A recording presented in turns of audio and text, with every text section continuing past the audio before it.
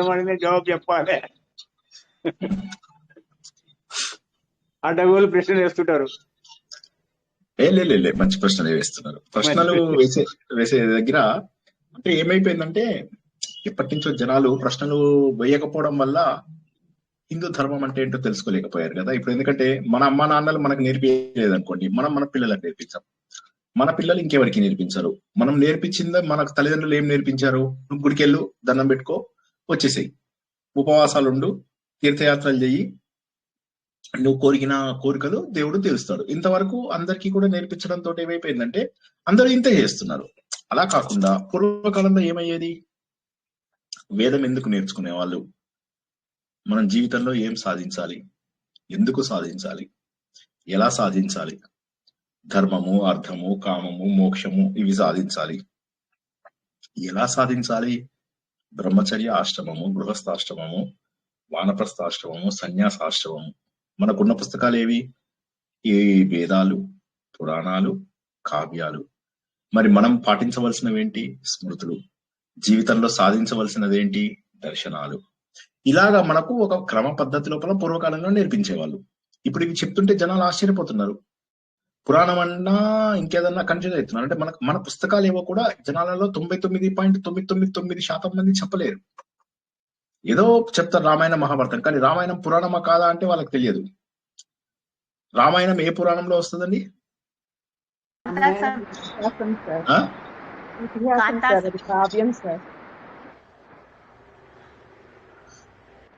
నా ప్రశ్నను సరిగా వినలేదు మీరు.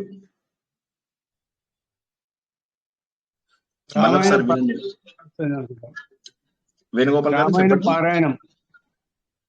రామాయణము ఏ పురాణంలో వస్తుంది అన్నాను.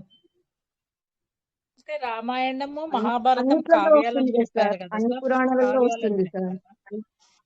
అష్టాదశ పురాణం ఇది కూడా పురాణం కదా. అన్ని పురాణాలు అష్టాదశ పురాణాలలో రామాయణం ఒకటి, అంతేనా? అన్నిట్లో చెప్తారు సార్. అన్ని పురాణాల్లో రాముడి గురించి చెప్తారు సార్. అష్టాదశ పురాణాల్లో రామాయణం లేదు కదా సార్? లేదా? ఓకే, మరి ఎవరు మాట్లాడటం లేదు. 18 పురాణాలలో రామాయణము, మహాభారతం కూడా ఉన్నాయా లేదా చెప్పండి? లేదు సార్. అది కావ్యాలని చెప్పారు సార్, మీరు చాలా సార్లు చెప్పారు. మహాభారతం, రామాయణము కావ్యాలని చెప్పారు సార్. ఇతిహాసము తర్వాత కాదు, తప్పు చెప్పారు. మళ్ళీ వేదం తర్వాత పురాణము, పురాణం తర్వాత ఇతిహాసం. రాసుకోవాలి, అన్ని రాసుకోవాలి. ఎప్పుడు రాసుకోకపోతే మర్చిపోతాం. సో రామాయణం ఏ పురాణంలో వస్తుంది అంటే అన్ని పురాణాలలో వస్తుంది. ఇందాక ఒకరు జవాబు చెప్పారు, సునంద గారు అనుకుంటాను. రామాయణ కథ అన్ని పురాణాలలో వస్తుంది. అది నా ప్రశ్న మీరు వినలేదు అన్నాను. అందుకే రామాయణం ఎక్కడ వస్తుంది? సూర్యవంశ చరిత్ర చెప్పిన ప్రతి పురాణంలో వస్తుంది. సూర్యవంశ చరిత్ర చెప్పాలా? చెప్పి తీరవలసిందే. సూర్యవంశ చరిత్ర చెప్పి తీరవలసిందే. ఎందుకంటే పురాణం పంచలక్షణం. పురాణానికి ఉన్నటువంటిది సర్గ, ప్రతిసర్గ, వంశ చరిత్ర, మనువుల పేర్లు, మనువుల చరిత్ర, ఇవన్నీ కూడా ఈ 5 ఉంటేనే దాన్ని పురాణం అంటారు. కాబట్టి అన్ని పురాణాలలో ఇది కంపల్సరీ ఉండాలి. సూర్యవంశపు రాజులు ఎవరు, చంద్రవంశపు రాజులు ఎవరు, ఈ కథలు తెలియాలి. అందుకే పురాణాలలో ఈ 5 ఉన్న తర్వాత ఇక మీ ఇష్టం, మిగతావన్నీ మీరు ఎలా పెట్టుకున్నా సరే, కానీ ముందు 5 కంపల్సరీగా ఉండాలి.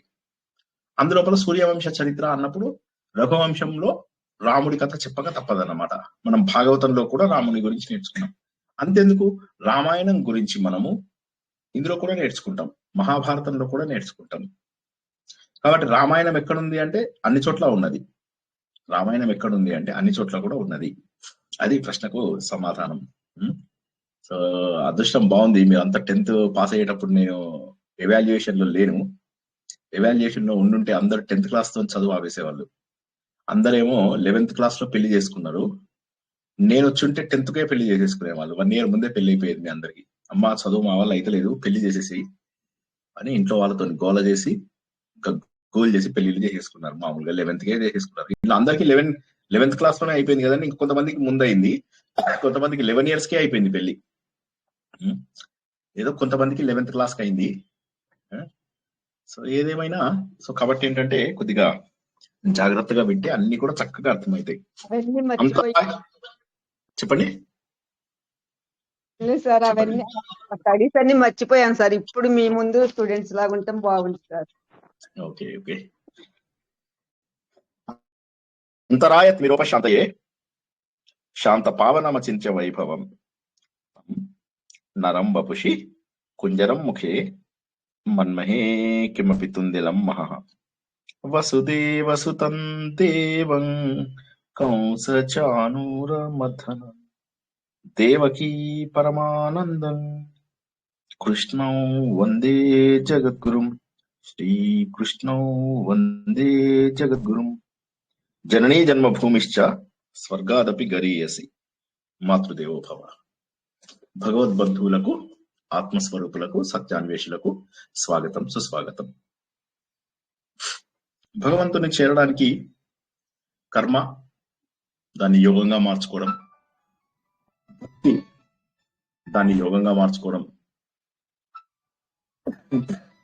ధ్యానము దాన్ని యోగంగా మార్చుకోవడము, జ్ఞానము దాన్ని యోగంగా మార్చుకోవడము. ఈ నాలుగింటిని ఎప్పుడైతే మనం యోగంగా మార్చుకుంటామో ఏది చేసినా కూడా చివరికి అది జ్ఞానం లోపల పరిసమాప్తి అవుతుంది. కాబట్టి ఏమవుతుందంటే మనము జ్ఞానం వచ్చిన తర్వాత మోక్షము సాధించగలము, భగవంతుడి దగ్గరికి వెళ్ళగలుగుతాము. కాబట్టి భగవంతుడి దగ్గరికి వెళ్ళాలి అంటే మనకు కావలసినటువంటిది జ్ఞానము. జ్ఞానము అనగానే అందరికి వచ్చే ప్రాబ్లం ఏంటంటే బుద్ధి ఉపయోగించాలి కదా. ప్రాబ్లం వల్ల బుద్ధి ఉపయోగించే దగ్గర ప్రాబ్లం వస్తుంది. ఏదో బట్టి కొట్టమంటే బట్టి కొడతాం. ఒక మంత్రం ఇవ్వండి సార్, మీ శిష్యుల తడాకా చూపిస్తాం. రాత్రి పగలు రాత్రి పగలు రాత్రి పగలు నిద్రాహారాలు మానేసి, అంత చెయ్యరు, అబద్ధం.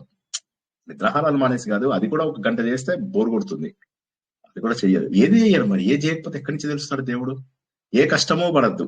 ఏ కష్టమో పడకుండా బ్యాంక్ అకౌంట్ ఓపెన్ కావాలి. మరి వీరేం చేస్తారు? ఒకే స్ట్రా లోపల ఒకే కూల్ డ్రింక్ లోపల 2 స్ట్రాలు వేసి తాగుతారా? ఇవన్నీ చెయ్యాలి అంటాడు. ఎవరంటారండి? దేవుడా? మంజేశ్వర్లో వెంకటేష్ అంటారు sir. Very good, very good, correct. Full marks. ఇప్పుడు మీకు మీకు మీకు మీకు కొద్దిగా ముందుగా మీరు బుద్ధి యూజ్ చేశారు, ఇంకెవరు యూజ్ చేయలేకపోయారు. సో కరెక్ట్ అది. సో కాబట్టి ఏమైంది, మనం ఏమి చేయకుండా వచ్చేయాలి అంటే ఎట్లాగా? కనీసం ఆలోచించాలి. ఏం చేయాలంటే ఏదో శరీరంతో చేసేది కాకుండా ఆలోచన ద్వారా చేసినప్పుడు మనకు వస్తుంది. అయితే ఆలోచన ద్వారా చేయడానికి అందరికీ ముందుగా శక్తి ఉండదు. అందుకోసం అంటే ఏదో ఒక పని ద్వారా మనం ఏం చేస్తామంటే వారిని ధ్యాస భగవంతుడి వైపు కుదిరేలాగా చేస్తాం. అమాయకపు జనాలు ప్రపంచంలో ఎక్కువ మంది ఉంటారు. వాళ్ళు ఎవ్వరూ చెడ్డవాళ్ళు కాదు, వాళ్ళు చేసే పనులన్నీ చెడ్డవి కాదు, కానీ ఇది మంచి చెడు అని చెప్పేటటువంటి జనాలు ఉండాలి. అయితే ఇప్పుడు ఏమవుతుందంటే ఒకరినొకరు దోచుకునే తత్వం రావడం వల్ల ఏమైపోయిందంటే మనము మంచి అనేటటువంటిది మర్చిపోయి అవతల వాడికి మంచి బోధించాలి కాదు, నాకేది మంచిది. నా పన్ను నొప్పి ఉంది అనగానే డాక్టర్ చూసేసి 20,000 లెక్క చెప్పాడు. ఒక్క పన్ను, అది కూడా లైట్ గా లూజ్గా ఉంది. ఎందుకని అంటే వాడు నాకు మంచి చెయ్యాలి అనుకోవడం, తనకు మంచి జరగాలి అనుకుంటున్నాడు. కానీ తిరుపావైలో మనం నేర్చుకున్నది అది కాదు. సర్వ మంగళము కావాలి, విశ్వ మంగళము కావాలి, విశ్వం అంతటికి కూడా మేలు కలగాలి. ఇప్పుడు మనం కొద్దిగా ఆలోచించినట్లయితే జ్ఞాన మార్గానికి, వైష్ణవుల మార్గానికి ఒక చిన్న తేడాని మనం ముందుగా తెలుసుకుందాం. జ్ఞాన మార్గంలో ఏమీ లేదు. ఇంకా నేను భగవంతుడితో సమానము అని చెప్పి తెలిసినప్పుడు నా ఆత్మ ఇక భగవంతుడితో కలిసిపోతుంది అన్నప్పుడు ఈ దేహం అంటే పెద్ద పట్టించుకోవడం ఉండదు. ఏదో తినడానికి ఇంత తిండి తినడము, ఏదో ఒకటి వేసుకొని వెళ్ళిపోవడము, ఇంతే. ఇంకా పెద్ద ఆలోచన ఉండదు, పట్టింపు ఉండదు. కానీ ఎప్పుడైతే వైష్ణవ మార్గం అయినటువంటి భక్తి మార్గంలో ఉన్నప్పుడు భగవంతుడిని నిరాకారం నుంచి రూపంకి దింపేస్తాం. ఫస్ట్ ముందు ఈ దేవుణ్ణి పూజించు, ఇక్కడి నుంచి నువ్వు ప్రారంభించు నీ సాధన. ప్రారంభించి అలా అలా అలా అలా ఆయనను వేడుకో, ఆయనను అడుగు. నీ తెలివితేటల గురించి సంబంధం లేదు నీకు. ముందు ఆయనని, భగవంతుడిని శరణు వేడు. భగవంతుడి పైన భక్తి చూపించు. ఎటువంటి భక్తి? శ్రవణం, కీర్తనం, వందనం, అర్చనం, దాస్యం, సఖ్యం, ఆత్మనివేదనం, ఎన్నో ఉన్నాయి మనకు. అర్చనం, వందనం, దాస్యం, సఖ్యం, ఆత్మనివేదం, స్మరణం, కీర్తనం, శ్రవణం, పాదసేవనం, అర్చనం, వందనం, దాస్యం, సఖ్యం, ఆత్మనివేదనం. ఇలా 9 పద్ధతుల్లో ఏదో ఒకటి చేసి ముందు భక్తి మార్గంలో పడు అంటారు. అయితే ఈ భక్తి మార్గాన్ని మన వేదాలు ఎక్కడా చెప్పలేదు. వేదాలు ఎక్కడా కూడా కర్మని సిన్సియర్ గా చేయడం గురించి మాత్రమే చెప్పాయి, కానీ భక్తి అనేటువంటి పదాన్ని వేదాలలో వాడడం జరగలేదు. అయితే 1200వ సెంచరీ వచ్చేసరికి ఏమైందంటే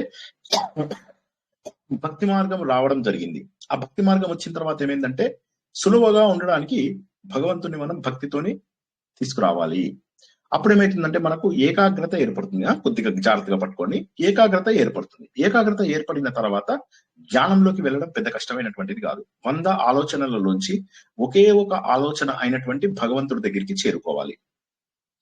తిరుప్పావైలో కూడా మనం నేర్చుకున్నది అదే. ఒక చక్కటి రోజు అంటే మంచిగా పౌర్ణమి, ధనుర్మాసం. ధనుర్మాసం అంటే ఏంటి? సూర్యుడు వేదం. సూర్యుడు అంటే ఎవరో కాదు, వేద స్వరూపుడు. ఆయన దగ్గర నుంచే వేదాలన్నీ వచ్చాయన్న విషయాన్ని తెలుసుకున్నాం. ఆయనకున్న 7 గుర్రాలు, ఒకటే గుర్రం యాక్చువల్ గా, కానీ ఆ 7 గుర్రాలుగా ఏదైతే ఆయన కాంతి విడిపోతుందో ఆ 7 గుర్రాలే 7 ఛందస్సులు, వైదిక ఛందస్సులు అని చెప్పేసి అంటాం కదా. ఉష్ణికు, అనుష్టుపు, ఛందస్సు, జగతి, పంక్తి, గాయత్రి, తర్వాత అనుష్టుప్, త్రిష్టుప్ కూడా చెప్పుకున్నాము. అవి ఇవన్నీ కలుపుకుంటే 7 గుర్రాలు. ఈ 7 గుర్రాలు ఛందస్సులు. అంటే వేదం అనేటటువంటిది ఏదైతే ఉందో అది సూర్యుడి నుంచి వచ్చింది. అటువంటి సూర్యుడు ధనుస్సు లోపల ప్రవేశించాడు.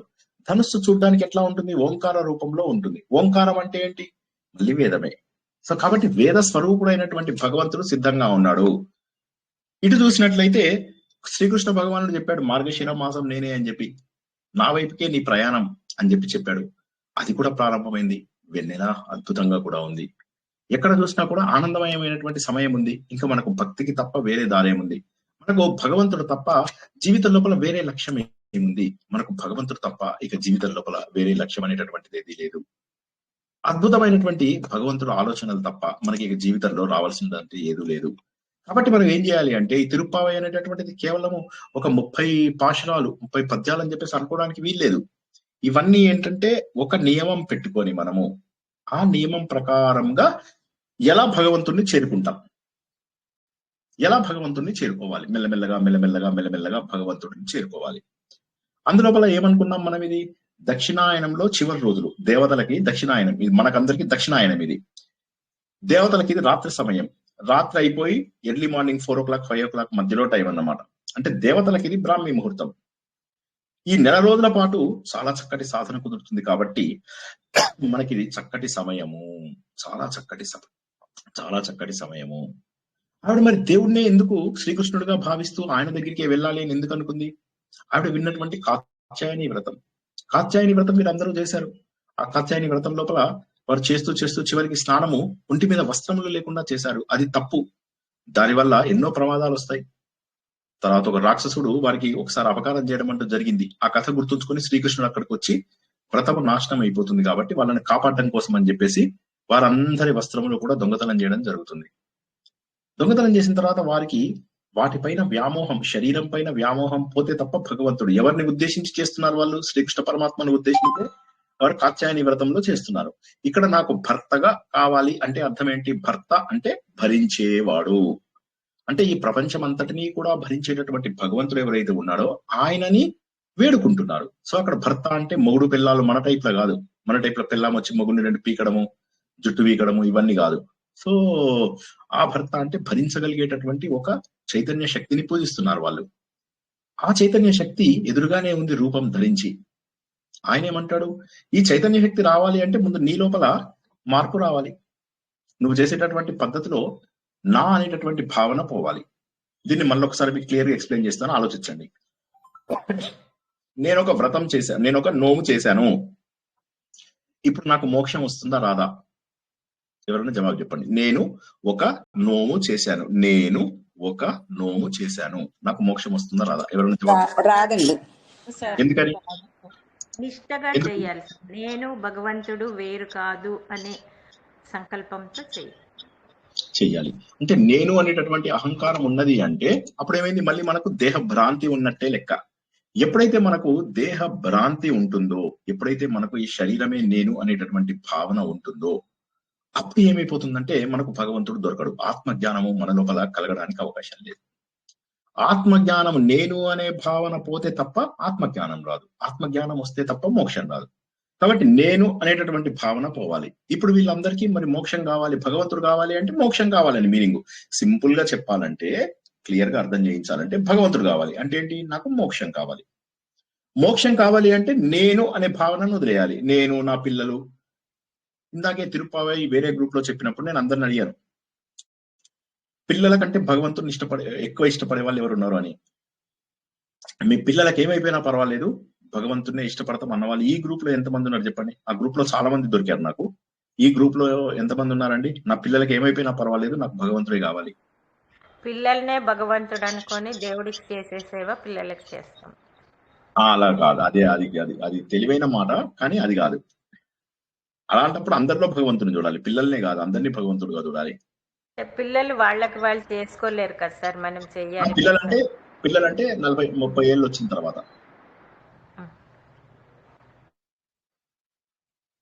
వాళ్ళకి వాళ్ళు చేసుకునే కొంచెం కొంచెం వదులుకుంటాం సార్, వాళ్ళకి వాళ్ళు చేసుకునే స్టేజ్కి వచ్చినప్పుడు వదులుకుంటూ వస్తాం సార్, వాళ్ళే చేసుకొని. ఇప్పుడు ఇందులో ఉన్న వాళ్ళు ఎంతమంది పిల్లల్ని వదిలేయడానికి, పిల్లలకి ఏమైపోయినా పర్వాలేదు మేము దేవుడి దగ్గరికి వెళ్తాం అనే వాళ్ళు ఎంతమంది చేయలేపండి? మా పిల్లలు ఏమైపోయినా పర్వాలేదు.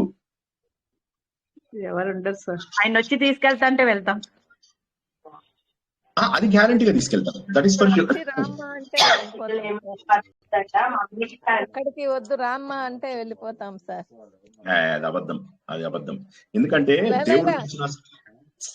దేవుడిని ఆయుష్ తీసేసుకుంటే అది ఓకే, మన ఆయుష్ తీసేసుకుంటే వెళ్ళిపోతాం. కానీ అది కాదు.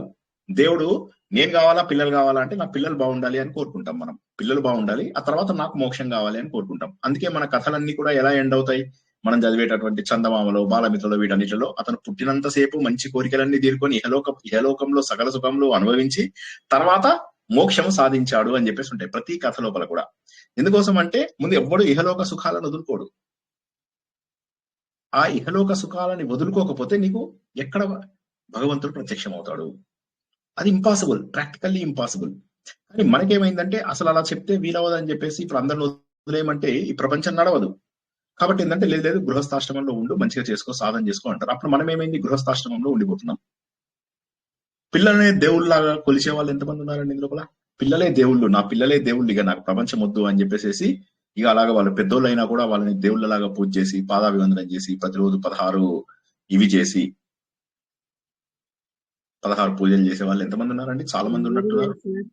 ఎవరు లేరు సార్. మరి అలాంటప్పుడు భగవంతుడు ఎక్కడి నుంచి ప్రత్యక్షం అవుతాడు ఒక్కసారి ఆలోచించండి. సో అందుకోసం అని చెప్పేసి ఆవిడ ఏమంటుందంటే, చూడు ముందుగా నువ్వేం చేయాలి అంటే, ఆవిడ ఏమంటుంది, ముందుగా జనాలందరినీ ఏకీకృతం చేద్దాం, జనాలందరినీ కూడా కలుపుకొని వెళ్దాం.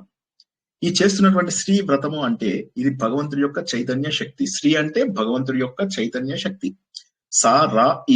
SRI తిరుపావై. తిరు అంటే శ్రీ, పావై అంటే వ్రతము. శ్రీ వ్రతం అనేది ఏదైతే ఉందో, ఈ వ్రతం లోపల మనం ఎట్టి పరిస్థితులలో కూడా భగవంతుడిని వదిలేటటువంటి అవకాశం లేదు. భగవంతుడు చైతన్యం సర్వత్రా వ్యాపించి ఉన్నది, అటువంటిది ఏదైతే ఉన్నదో ఆ చైతన్యాన్ని మనం పట్టుకుందాం. అది పట్టుకోవాలి అంటే ముందు మనం ఏం చేయాలి? నాకు భగవంతుడు తప్ప మరెవరూ వద్దు అనేటటువంటి భావన కావాలి. అందుకోసం అని చెప్పి ఆవిడేం చేస్తుంది అంటే, ఎప్పుడైతే వాళ్ళ నాన్నగారు వచ్చి చెప్తారో, అమ్మ నాకు కలలో కనిపించాడు దేవుడు, నువ్వు మెడలో వేసుకున్న మాలని ఆయనకు కావాలన్నాడు అనగానే అప్పుడు ఆమెకు అర్థమవుతుంది, ఓకే ఇక నేను భగవంతుడికే అంకితము అని చెప్పేసి ఆవిడ ఏం చేస్తుంది, ఇంకా వెంటనే భగవంతుడి గురించి ఒక వ్రతం ప్రారంభిస్తుంది. ఈ వ్రతానికి ఏం చేస్తుంది? తను భాగవతంలో చదివినటువంటి కాత్యాయని వ్రతం జ్ఞాపకం వస్తుంది. భగవంతుడినే భర్తగా, భర్త అంటే మొగుడు కాదు, భర్త అనగా ఈ ప్రపంచమంతా భరించేవాడు. ఓకే, ఇళ్లలో కూడా భరిస్తాడు. భార్యలు ఎంత సతాయిస్తారండి, వాళ్ళందరినీ భరించారు ఆ పాపం. సో అలాగా ఇంట్లోనే భరించారు అంటే బయట మొత్తం ప్రపంచంలో అందరినీ భరించాలంటే ఎంత కష్టం. మనం వేసే కోతివేషాలకి జయ హనుమాన జ్ఞాన గుణ సాగర, అది ఎలా భగవంతుడి మీద యుద్ధాన్ని ప్రకటిస్తారు కొంతమంది. కొన్ని గ్రూపుల్లో ఎలా చదువుతారండి, అయ్యో బాబాయ్ భయం వేస్తుంది. నిజంగా దేవుడు ఉండాలి కానీ వీళ్ళందరినీ చావగొట్టేసేవాడు. అక్కడ అందరినీ పారాయణం చేస్తున్న వాళ్ళందరినీ కర్ర తీసుకొని ఎక్కడ కొట్టని చోట కొట్టకు కొడుతూ ఉండేవాడు. ఇంత దారుణంగా పాటలు పాడతారా మీరు? జయ హనుమాన జ్ఞాన గుణ సాగర జయ కపిశతి లోక ఉజాగ. బాబాయ్ దేవుడు అడిగిపోతున్నాడు, పారిపోతున్నాడు, అక్కడి నుంచి కిలోమీటర్ దూరం వెళ్ళిపోతున్నాడు. అక్కడ లేడు లక్కీగా దేవుడు. ఇప్పుడు సర్వత్రా వ్యాపించి ఉండే దేవుడు మనం పారాయణం చేసేటప్పుడు అక్కడి నుంచి పారిపోతున్నాడు. ఇక బండ గొంతులేసుకొని ఇక ఎలా అంటే మొబైల్ చూసుకుంటూ వచ్చారా నేను చూశాను ఇటు మొబైల్ చూస్తారు, వాట్సాప్ మెసేజ్ పెడతారు, మళ్ళీ మళ్ళీ ఏదో ఏదో ఏదో పిచ్చి మాత్రం చదువుతారు. ఇలాగ చేస్తూ ఉంటే దేవుడికి పక్కన ఉన్నోడికే విసుగు వస్తుంది. దేవుడికి ఎంత విసుగు వస్తుందో ఒకసారి ఆలోచించండి. అది భక్తిగా చేయండి. ఇది నా లాస్ట్ పారాయణం అనుకోండి, ఇది నేను చేస్తున్నది లాస్ట్ పారాయణం, భక్తిగా చేస్తాను. భగవంతుడు కనిపించాలి, నాకు ఏం కనిపించాలి? ఇది వైకుంఠం కనిపించాలి. లేదు నేను కైవల్యాకృతి నేర్చుకున్నాను, కైవల్యాకృతిలో మణిద్వీపం, నాకు మణిద్వీపం కనిపించాలి. లేదు నేను శివపురాణంలో కైలాసం కనిపించాలి, కైలాసం నుంచి దేవుడు దిగి రావాలి, అంత అద్భుతమైనటువంటి పారాయణం చెయ్యాలి. అటువంటి వ్రతాన్ని ఆవిడ ప్రారంభించారు గోదాదేవి. ఆవిడ అప్పుడు ఏం చేశారు, ముందుగా జనాలందరినీ సమీకరణం చేయాలి అంటే ఏం చేయాలి, వారి లోపల భక్తి నింపాలి, వారికి కావలసినటువంటి వస్తువులన్నీ తయారు చేయాలి. ఏం తయారు చేయాలి అంటే వాళ్ళందరినీ కూడా ముందు సిద్ధం చేయాలి. బాబు మనకున్నటువంటి కోరిక ఏంటి, ఒకటే కోరిక, అదేంటంటే భగవంతుణ్ణి పొందడం తప్ప వేరే కోరిక లేదు మనకు లైఫ్ లోపల, ఒకటే ఒక కోరిక. ఆ కోరికకి మనకు కావాల్సింది ఏంటంటే నీళ్లుతో స్నానం చేయడము, నీళ్లతో ప్రతిరోజు స్నానం చేయాలి. ఇక్కడనే చిక్కొచ్చి పడింది శ్రీనివాస్ స్టూడెంట్స్ అందరికీ కూడా చిక్కొచ్చి పడింది స్నానం చేసే దగ్గర. ఎర్లీ మార్నింగ్ లేచి స్నానం చేయమంటాడు ఈయన అని చెప్పేసి చాలా మంది కంప్లైంట్ చేశారు, నాకు మెసేజ్లు పెట్టారు, సార్ మీకు ఏం తెలుసు సార్ స్నానం చేయడం ఎంత కష్టమో, ఏదో ఇప్పటిదాకా నెల రోజులకు 2 సార్లు 3 సార్లు చేసే వాళ్ళం, ఇప్పుడు మీరు రోజు చేయమంటే ఎంత కష్టం తెలుసా, మీ ప్రవచనం వినడమే మిమ్మల్ని ఉద్ధరిస్తున్నాం, అలాంటిది మీరు మమ్మల్ని స్నానాలు కూడా చేయమంటున్నారు, ఎంత పెయిన్ ఒకసారి ఆలోచించారా సార్ ఎప్పుడైనా మా గురించి? ఎప్పుడు మీ ప్రవచనమే వింటున్నాం కదా సార్, మమ్మల్ని ఇలా బాధ పెట్టడం న్యాయమా?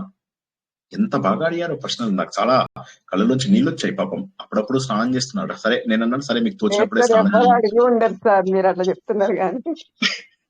సో సరే అసలు అంటూ ఏదో 2-3 రోజులకైనా ఒకసారి స్నానం చేస్తున్న వాళ్ళు ఉన్నారు కాబట్టి, సో ఇక్కడ స్నానం చేయడం అనేటటువంటిది కంపల్సరీ. భగవంతుడి గుణాల లోపల మునగడమే స్నానము, భగవంతుడి గుణములలో మునగడమే మనకు నిజమైనటువంటి స్నానము. తర్వాత ఆమె ఏం చెప్తుంది, భోగ వస్తువులన్నీ ఈ 4 రోజులు వదిలేద్దాం. ఈ 4 రోజులు అంటే ఈ 4 రోజులు వదిలేసి తర్వాత నా సామిరంగా ఇక ఎట్లా అంటే ఉన్న నగలన్నీ దిగేసుకొని, అది కాదు. ఈ నెలలో వదిలేద్దాము అంటే మీనింగ్ ఏంటంటే ఈ నెల చివరికి నేను భోగి అనేటటువంటి ప్లేస్కి వెళ్తాను. భోగి అంటే భగవంతుడిని నేను కలిసిపోయేటటువంటి ఆనందకరమైన స్థితి. ఆ భోగి అనే స్థితికి వెళ్ళాలి అంటే ఈ నెల మొత్తము నేను అలాగే ఉండాలి. అంటే ఇక అయిపోయింది, నెల అయిపోయిన తర్వాత ఇక మళ్ళీ నేను ఈ భూమి మీద ఉండను, కాబట్టి నేను నిరాడంబరంగా ఉండాలి. ఈ ప్రపంచంలో ఉన్నటువంటి అలంకరణలన్నీ కూడా నేను మానేయాలి. ఇక్కడ దొరికేటటువంటి భోగభాగ్యాలు, వస్తువులు, లగ్జరీ ఐటమ్స్ అన్ని కూడా వదిలేయాలి. వదిలి తీరవలసిందే. భగవంతుడికి ఏమర్పించాలి?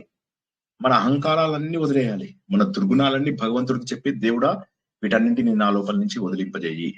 ఆవిడేమంది గత వారము, అసూయని నువ్వు వదులుచుకోవాలి, అసూయను వదులుచుకోకపోతే చాలా చాలా చాలా ఇబ్బంది. లోక సంక్షేమం కోసం చూడాలి, నువ్వు అందరికీ కూడా మంచి జరగాలి.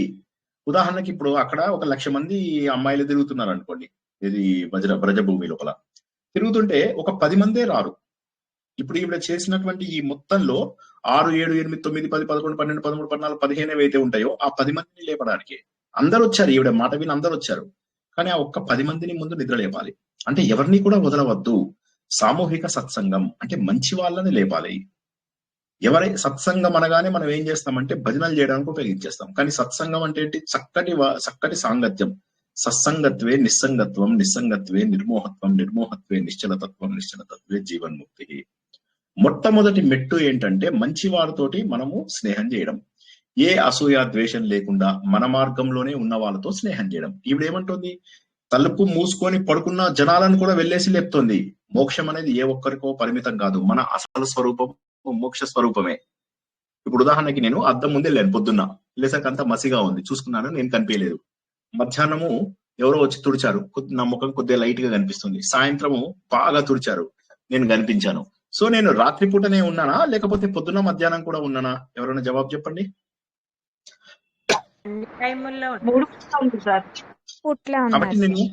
కాబట్టి నేను ఎప్పుడూ మోక్ష స్వరూపుడనే. కానీ ఏమిటంటే ఎదురుగా ఉన్నటువంటి అద్దంలో నన్ను నేను చూసుకోలేకపోతున్నాను, ఎందుకంటే అది మకిలి పట్టి ఉన్నది, దానిని శుభ్రపరచుకోవాలి. సో మోక్షం అనేది ఏ ఒక్కడి సొత్తు కాదు, అందరి సొత్తు. ప్రతి భక్తుడిని కలుపుకొని తీసుకెళ్లాలి. చూసారా తిరుప్పావైలో ఉన్న గొప్పతనం ఏంటి అంటే ఇది. తిరుప్పావై ఏ వేదంలో ఉందండి? ఏ పురాణంలో? ఏ పురాణం? ఏ పురాణం? ఏ పురాణం? ఎందులో లేదు సార్, కానీ వేదంలో చేశారు కదా, వేదంతో సమానం. వేదం ఈ మధ్య కాలంలో చేర్చారు అని మీరు చూడు కుడుతున్నారు. ఓకే, సో కాబట్టి ఇక మూడవది ఏంటంటే మనకు మొదటిదేమో మనని మనం శుభ్రపరచుకోవడము. అంటే నీళ్లతోని స్నానం చేస్తే శరీరం శుభ్రం అవుతుంది. అసూయ లాంటి దుర్గుణాలను వదిలేస్తేనేమో మనము మనస్సు శుభ్రపడుతుంది. రెండవది ఏంది? సత్సంగం చేయడం, అందరము కలిసి చేయడం. అందరినీ లేపుతున్నాం, నిద్రపోతున్నటువంటి ప్రతి వ్యక్తిని లేపి అందరినీ కలుపుకుంటున్నాం. అంటే అజ్ఞానవంతులైనటువంటి ప్రతి ఒక్కరిని జ్ఞానవంతులుగా మార్చాలి, అది చేస్తున్నాం. ఇక చివరగా మనం చేస్తున్నది ఏంటి అంటే శరణాగతి. అంటే ఈ తిరుప్పావేలో మనం అలా అలా వెళ్తూ ఉంటే చివరికి వచ్చేసరికి భగవంతుడా నువ్వే గతి, నేను నీకోసమే ఈ వ్రతం ప్రారంభించాను, ఇక నాకేమీ వద్దు, అన్ని నేను నీకు సేవ చేసేటటువంటి భాగ్యాన్ని నాకు కల్పించు. అంటే అందరినీ నిద్ర లేపడము అంటే ఏంటి? అజ్ఞానం పోగొట్టడం, అందరిలో ఉన్నటువంటి అజ్ఞానాన్ని పోగొట్టడం. ఏం చెప్పారు వీళ్ళు? ఫస్ట్ దాంట్లోనే చూడు, మనకు కావాల్సింది ఏంటి? ఒక దేవుడు కావాలి, ఒక గురువు కావాలి, ఒక మంత్రం కావాలి. చెప్పండి ఒకసారి ఎవరైనా, ఏం కావాలండి మనకు? గురువు కావాలి, ఒక మంత్రం కావాలి. దేవుడు ఎవరండి? ఇక్కడ తిరుప్పావైలో దేవుడు ఎవరు? కృష్ణుడు. గురువు ఎవరండి? గోదాదేవి. నందుడండి, గురుడు నందగోపుడు. మంత్రము మంత్రం యశోద. దేవుడు ఉన్నటువంటి వైకుంఠం ఏదండి ఇందులో? తిరుప్పావైలో ఆయన ఇల్లు నందుని ఇల్లు. సో ఈ పాశురాలను ఏమంటాం మనం? ఇవేంటంటే ప్రతి రోజు కూడా భగవంతుడితోటి ఉండాలి అనేటటువంటి systematic way of life, disciplined way of life. ఈ 30 పాశురాలు మనకి ఏం తెలుపుతాయి అంటే సిస్టమేటిక్ వే. బాహ్య అభ్యంతర శుచి మొదటిది, సత్సంగం రెండవది, శరణాగతి మూడవది. ఎవరన్నా చెప్పండి 3 క్వాలిటీస్ ఏంటో? బాహ్యాభ్యంతర శుచి, సత్సాంగత్యం, శరణాగతి. ఇంకెవరన్నా చెప్పండి?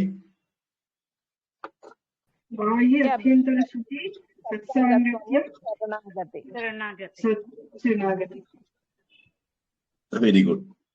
సో అందువల్ల ఏమవుతుంది, ఇక్కడ నిద్ర లేపడము అనగానే ఏంటండి దాని అర్థం ఏంటి? నిద్ర లేపడం అంటే ఏంటి అర్థం?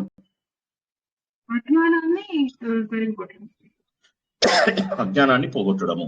సో ఆవిడ స్టార్టింగ్ లోనే చెప్తుంది, అజ్ఞానం నుంచి జ్ఞానానికి. కరెక్ట్. సో కాబట్టి ఇప్పుడు ఏమంటుంది ఆవిడ? ఎందుకండి మీరందరూ ఆలోచిస్తున్నారు, మనకు భగవంతుడు కావాలని ఒక్క కోరిక ఉంటే చాలు, వెళ్ళిపోదాం. మంత్రం ఉంది, గురువు గారు ఉన్నారు, దేవుడు ఉన్నాడు, ఆయన వైకుంఠం అన్ని మన ఊర్లోనే ఉన్నాయి. అందరం కట్టగట్టుకొని అక్కడికి వెళ్దాం. ఎవరన్నా పడుకుంటే వాళ్ళని అందరినీ కూడా లేపి వెళ్దాం. ఆయన ఇంటికి వెళ్దాం, నందుని బతిమలాడుకుందాం, లోపలికి ప్రవేశిద్దాం, భగవంతుడి యొక్క గుండెలోకి వెళ్దాం. సాలోక్యం, సారూప్యం, సామీప్యం, సాలోక్యం, సామీప్యం, సారూప్యం, సాయుజ్యం. ముందుగా నేను భగవంతుడి యొక్క లోకంలోకి ప్రవేశిస్తాను, తర్వాత ఆయనకు సమీపంగా వెళ్తాను, తర్వాత ఆయన యొక్క రూపాన్ని నేను పొందుతాను, తర్వాత ఆయన లోపల ఐక్యమైపోతాను. సో వైష్ణవ సాంప్రదాయం ప్రకారం ఇది. అయితే సార్ ఇప్పుడు ఈ వైష్ణవ సాంప్రదాయం ఎందుకు సార్? మనం జ్ఞానబోధ తెలుసుకుంటున్నాం కదా, కరెక్ట్. జ్ఞానబోధ తెలుసుకుంటున్నప్పటికీ కూడా ఇక్కడ చిన్న తేడా ఉంది. అదేంటంటే మీ అందరికి ఒకసారి చిన్నగా చెప్తాను. ఇది సంస్కృతం కాదు అని మీరు అందరూ తెలుసుకున్నారు, ఇది తమిళము అని చెప్పి తెలిసింది. తర్వాత మనకు తమిళంలో అసలు మనం ఎవరము పాటించము, ఏ ప్రబంధాలు పాటించము. కానీ తమిళంలో చాలా పెద్ద పెద్ద ప్రబంధాలు వచ్చాయి. ఎంత వచ్చింది అంటే తమిళలో అసలు వేదాల కంటే కూడా ఇవే గొప్పవని చెప్పేస్తారు. వేదాలు నథింగ్ వీటి ముందు అని చెప్పేసి అంటారు. కొంతమంది వేదాలు అసలు పాటించరు కూడా, కానీ ఇవి వచ్చినవి మాత్రం వేదాలలోంచే వచ్చాయి. ఎలాగంటే ఆయన అగస్త్యుడు వింధ్య పర్వతం యొక్క గర్భం అనచడానికి నార్త్ ఇండియా నుంచి సౌత్ ఇండియాకి వస్తున్నాడు. వింధ్య పర్వతం ఏమో పెరిగిపోయి సూర్యుడి వైపు వెళ్ళిపోతుంది, సూర్యుడికి అడ్డం వస్తుంది. నేను పోనీయను నన్ను వదిలి నీవు పోలేవులే, ఇది నిజములే. పాపం సూర్యుడేమో వెళ్ళాలి, ఒక్క సెకండ్ కూడా లేట్ అవ్వడానికి వీల్లేదు. చంద్రుడు వస్తుంటే చంద్రునికి కూడా ఈమె టైంపాస్ కానప్పుడల్లా వింధ్య పర్వతం ఏం చేస్తున్నాడు, అడ్డం వచ్చేస్తున్నాడు అందరికి. నక్షత్ర గమనానికి అడ్డం వస్తున్నాడు, తను పెరిగిపోతున్నాడు, శక్తి అందరికంటే ఎక్కువ ఉంది కాబట్టి ఇది ఉంది. అప్పుడు అందరూ వెళ్ళి అగస్త్యుని బతిమలాడతారు, వింధ్య పర్వతము అల్లరి పిల్ల అయిపోయింది, చాలా సతాయిస్తుంది, ఎట్లయినా నువ్వు వచ్చి కాపాడు అని. ఇప్పుడు ఆయన నార్త్ నుంచి వస్తూ రాగానే వింధ్య పర్వతం ఆయనకి దండం పెడుతుంది. ఈయన అంటాడు, నాకు చాలా సంతోషం, కానీ నేను సౌత్కి వెళ్ళాలి, నువ్వు ఇంత ఎదుగుతా పోతే కష్టం కదా అంటే, అయ్యో మీరు అడిగితే నేను తగ్గనా అని వెంటనే తగ్గిపోతుంది. ఇంతే ఉండు నేను వచ్చేదాకా అంటే, ఓ దాందేముంది, ఓస్ ఇంతేనా అని చెప్పేసి అంటుంది. అనగానే అప్పుడు సౌత్ కి వచ్చేస్తారు ఈయన అగస్త్యుడు. ఇక మళ్ళీ నార్త్కి వెళ్ళాడు. వెళ్ళకపోవడం వల్ల ఏమైంది, వింధ్య పర్వతం మాటిచ్చింది కదా నేను ఎదగను అని చెప్పి, అలా ఉండిపోతుంది అనమాట. సో ఇదొక కథ. దీంట్లో అగస్త్యుడు ఏంటి కాంట్రిబ్యూషన్? అగస్త్యుడు అనేవాడు మహానుభావుడు. ఆయన మనకు ఆదిత్య హృదయం ఇచ్చాడు, ఇవన్నీ ఇచ్చాడు కదా.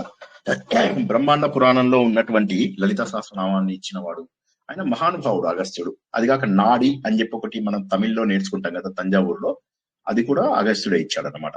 నాడి జనాలు ఇందులో కొంతమంది చెప్పించుకున్నారా అండి ఎవరైనా? నాడి జ్యోతిష్యం అని ఉంటుంది, చాలా చాలా యాక్యురేట్ ఉంటుంది. సో అయితే ఆ నాడి ఈయన వెళ్ళి ఏం చేశారు అక్కడ తమిళనాడు బొట్టుకని వేలుతో చేపించుకున్నాం సార్. బొట్టుకని వేలుతో కూడా చేస్తారు కదా సార్, బొట్టుకని వేలు, బొటన వేలు. అవును అవును, కేరళ వాళ్ళు చేస్తారు. కేరళ వాళ్ళు చేస్తారు సార్. ప్రశ్న కేరళ వాళ్ళు, కేరళ వాళ్ళు సార్, తమిళనాడు. సో అయితే ఏమైందంటే అక్కడికి వెళ్ళిపోయి అక్కడ తమిళ భాషను డెవలప్ చేశాడు. సంస్కృతంలోంచి ఆయన తమిళ భాషను డెవలప్ చేసి తమిళ ఇవన్నీ కూడా డెవలప్ చేశాడు. చేస్తే ఏమైంది, అక్కడ ద్రవిడ ప్రబంధాలు బాగా పెరిగిపోయిన తర్వాత ఏమైనా అవన్నీ కూడా వేదం నుంచి వచ్చినవే. ఎందుకంటే అగస్త్యుడి యొక్క ఉపదేశాల వల్ల. తర్వాత అగస్త్యుడు వీళ్ళకు ఒక వరం కూడా ఇస్తాడు. ద్రవిడ ప్రబంధాలు అనేవైతే ఉంటాయో ఈ ప్రబంధాలన్నీ కూడా చాలా గొప్పగా ఉంటాయి. ఈ ద్రవిడ ప్రాంతంలో గొప్ప వాళ్ళైనటువంటి 10 మంది పుడతారు అని చెప్పేసి, వాళ్ళే మన ఆల్వార్లు అని చెప్పేసి ఉన్నారన్నమాట. ఆ మొత్తం ఆ పెరియ ఆల్వారు, నమ్మ ఆల్వారు, ఈ తర్వాత ఈవిడ, వీళ్ళ నాన్నగారు విష్ణు చిత్తుడు, వీళ్ళంతా కూడా ఆల్వార్ల కిందికి వస్తారన్నమాట. అలాంటి పరమ భక్తులు రావడము, వాళ్ళందరూ కూడా రకరకాల ప్రబంధాలను అందిస్తారు అని చెప్పి చెప్పడం వల్ల తమిళ భాష లోపల వేదంలోంచి వచ్చినవే ఇవన్నీ కూడా. కానీ వాళ్ళ ఆ విషయం ఒప్పుకోరు, మనం ఒప్పుకుంటాం. ఎందుకంటే జనరల్ గా కూడా వైష్ణవ సాంప్రదాయం లోపల వాళ్ళు కొన్ని ఒప్పుకోరు, కానీ జరిగినది ఇది. కాబట్టి ఇవన్నీ కూడా వేదాలలోంచి ఉపనిషత్తుల్లోంచి వచ్చినవే అన్నమాట. సో ఇది నెక్స్ట్ ఇప్పుడు ఏమైంది, అందుకోసం అని చెప్పేసి తిరుప్పావై అనేటటువంటిది ఉపనిషత్తుల యొక్క సారమే. తిరుప్పావై అనేది ఏదో అల్లటప్పాది కాదు, తిరుప్పావై అనేది ఉపనిషత్తుల సారమే. ఇందులో కూడా తెలిపేది ఒకటే, మన శరీరమే దేవాలయం. ఇందులో మన హృదయంలో భగవంతుడు ఉంటాడు. నాభి నుంచి ఇక్కడి వరకు, ఇక్కడి నుంచి ఇక్కడి వరకు 10 అంగుళాల దూరంలో ఉంటాడు అని చెప్పాము. అదే బృందావనం, శ్రీకృష్ణుడు ఉండేటటువంటి వ్రజ్ భూమి ఏదైతే ఉన్నదో భూమి, అది అక్కడే ఉంది. సో కాబట్టి మనం ఏం చేయాలి అంటే, నేను అనేటటువంటి అహంకారం పోగొట్టుకుని భగవంతుడికి భక్తి అనేటటువంటి మార్గంలో ప్రవేశించి ఆయనను సేవించాలి అనుకునడమే తిరుప్పావై. ఒక్కసారి తిరుప్పావైది ఇది అర్థం కాని వాళ్ళు అడగండి. ఈ మాట ఇప్పుడు నేను చెప్పింది అర్థం కాని వాళ్ళు ఒకసారి అడగండి. ఇప్పటి వరకు చెప్పినవే అర్థం కాని వాళ్ళు అడగండి.